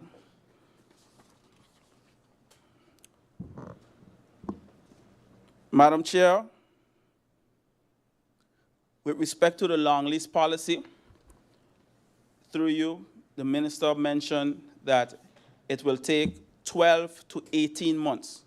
And my question was, can you break down the 12 to 18 months for the land policy, while there's clear that a former MP that so-called started a draft that sat in Vromy was picked up by a current cabinet member working with the minister at this point, who executed the draft policy that I presented in Parliament. So you have all the key stakeholders there, and you also have the head of policy who played a pivotal role in putting this together and coming to fruition. Now you're telling me in October of 2024, you need 12 to 18 months? And when I put emphasis on the 12 to 18 months, we see the minister say now it changed from 6 to 18 months. I mean, this is written, Madam Chair. The land issuance and pricing policy is part of the E7. Vromy foresees hiring of technical assistants in 2025, January. From then, a timeline to draft and finalize the policy will take about 6 to 18 months, depending if the existing national ordinance to be adjusted or renewed. As long as the policy is not in effect, the government land will not be issued in principle, will not be issued. Then we come with in principle of the reissuance, which I'm guessing they're tying into what they did already. So is this now a retroactive correction of what you did wrong because we highlight it? And then you want to talk about integrity and party for progress and all these type of things. Madam Chair, I just need some clarity on those points. Because the people have the right to know, and the people need the facts.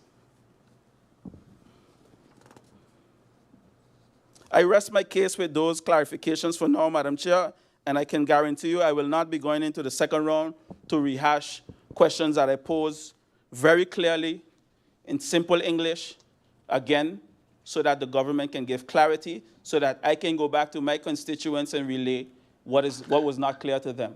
Because when I was there, when we were there, the rules seem to have been different. And I always, in my humble opinion, stuck to the rules based on the principles that I know and what I was taught. So therefore, I would like to see those that claim to know it best exercise those same principles. Madam Chair, I would like to present a motion.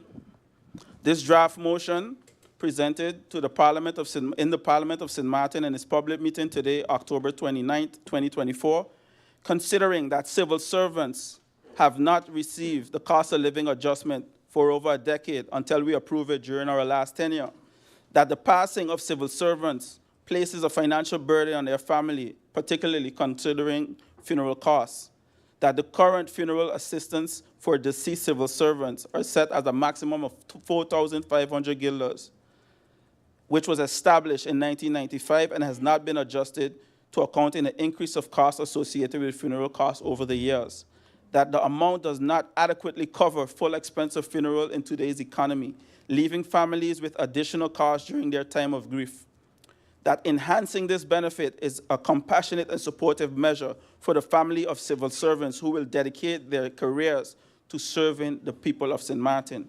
Resolves to call on the Minister of General Affairs responsible to revise the current funeral cost assistance benefit for active civil servants who passed away while in service to the increased amount of 12,500 guilders, which basically lines up with the approximately $6,000 to $7,000 per funeral in today's time. Further resolves that this increased funeral cost not be deducted from any other statutory benefits entitled to the next of kin of an active civil servant that passed away in duty. That the revised benefit amount be implemented promptly to support families more effectively during their time of need, and goes over to the order of the day. A copy of this will be sent to His Excellency and also the Council of Ministers.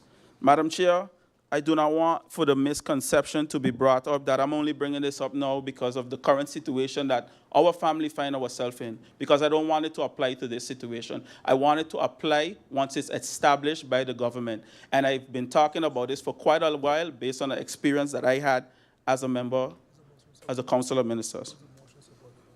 The motion is supported by 6 MPs. Thank you for the opportunity, Madam Chair, and I look forward to clarity, and I really hope that I don't have to come back on these questions again. Thank you. Thank you, MP Doran. I will be having a discussion with members of Parliament, not in this session, but in another session, regarding the presentation of motions so that we can deliberate on the customary practice regarding submission of motions vis-a-vis doing it differently. And so we'll have that discussion rather than I having to answer to everyone who presents a motion in the first round rather than in the second round. I think there are arguments for both manners or ways to do it. But as I mentioned, that will be, I'll have a separate discussion with all members on that. So thank you, MP Duran. Members of Parliament, ladies and gentlemen, we are now going to adjourn until 1:45 p.m. So 1:45, 1:45 p.m., and then we will continue with the meeting and the speakers. Meeting adjourned.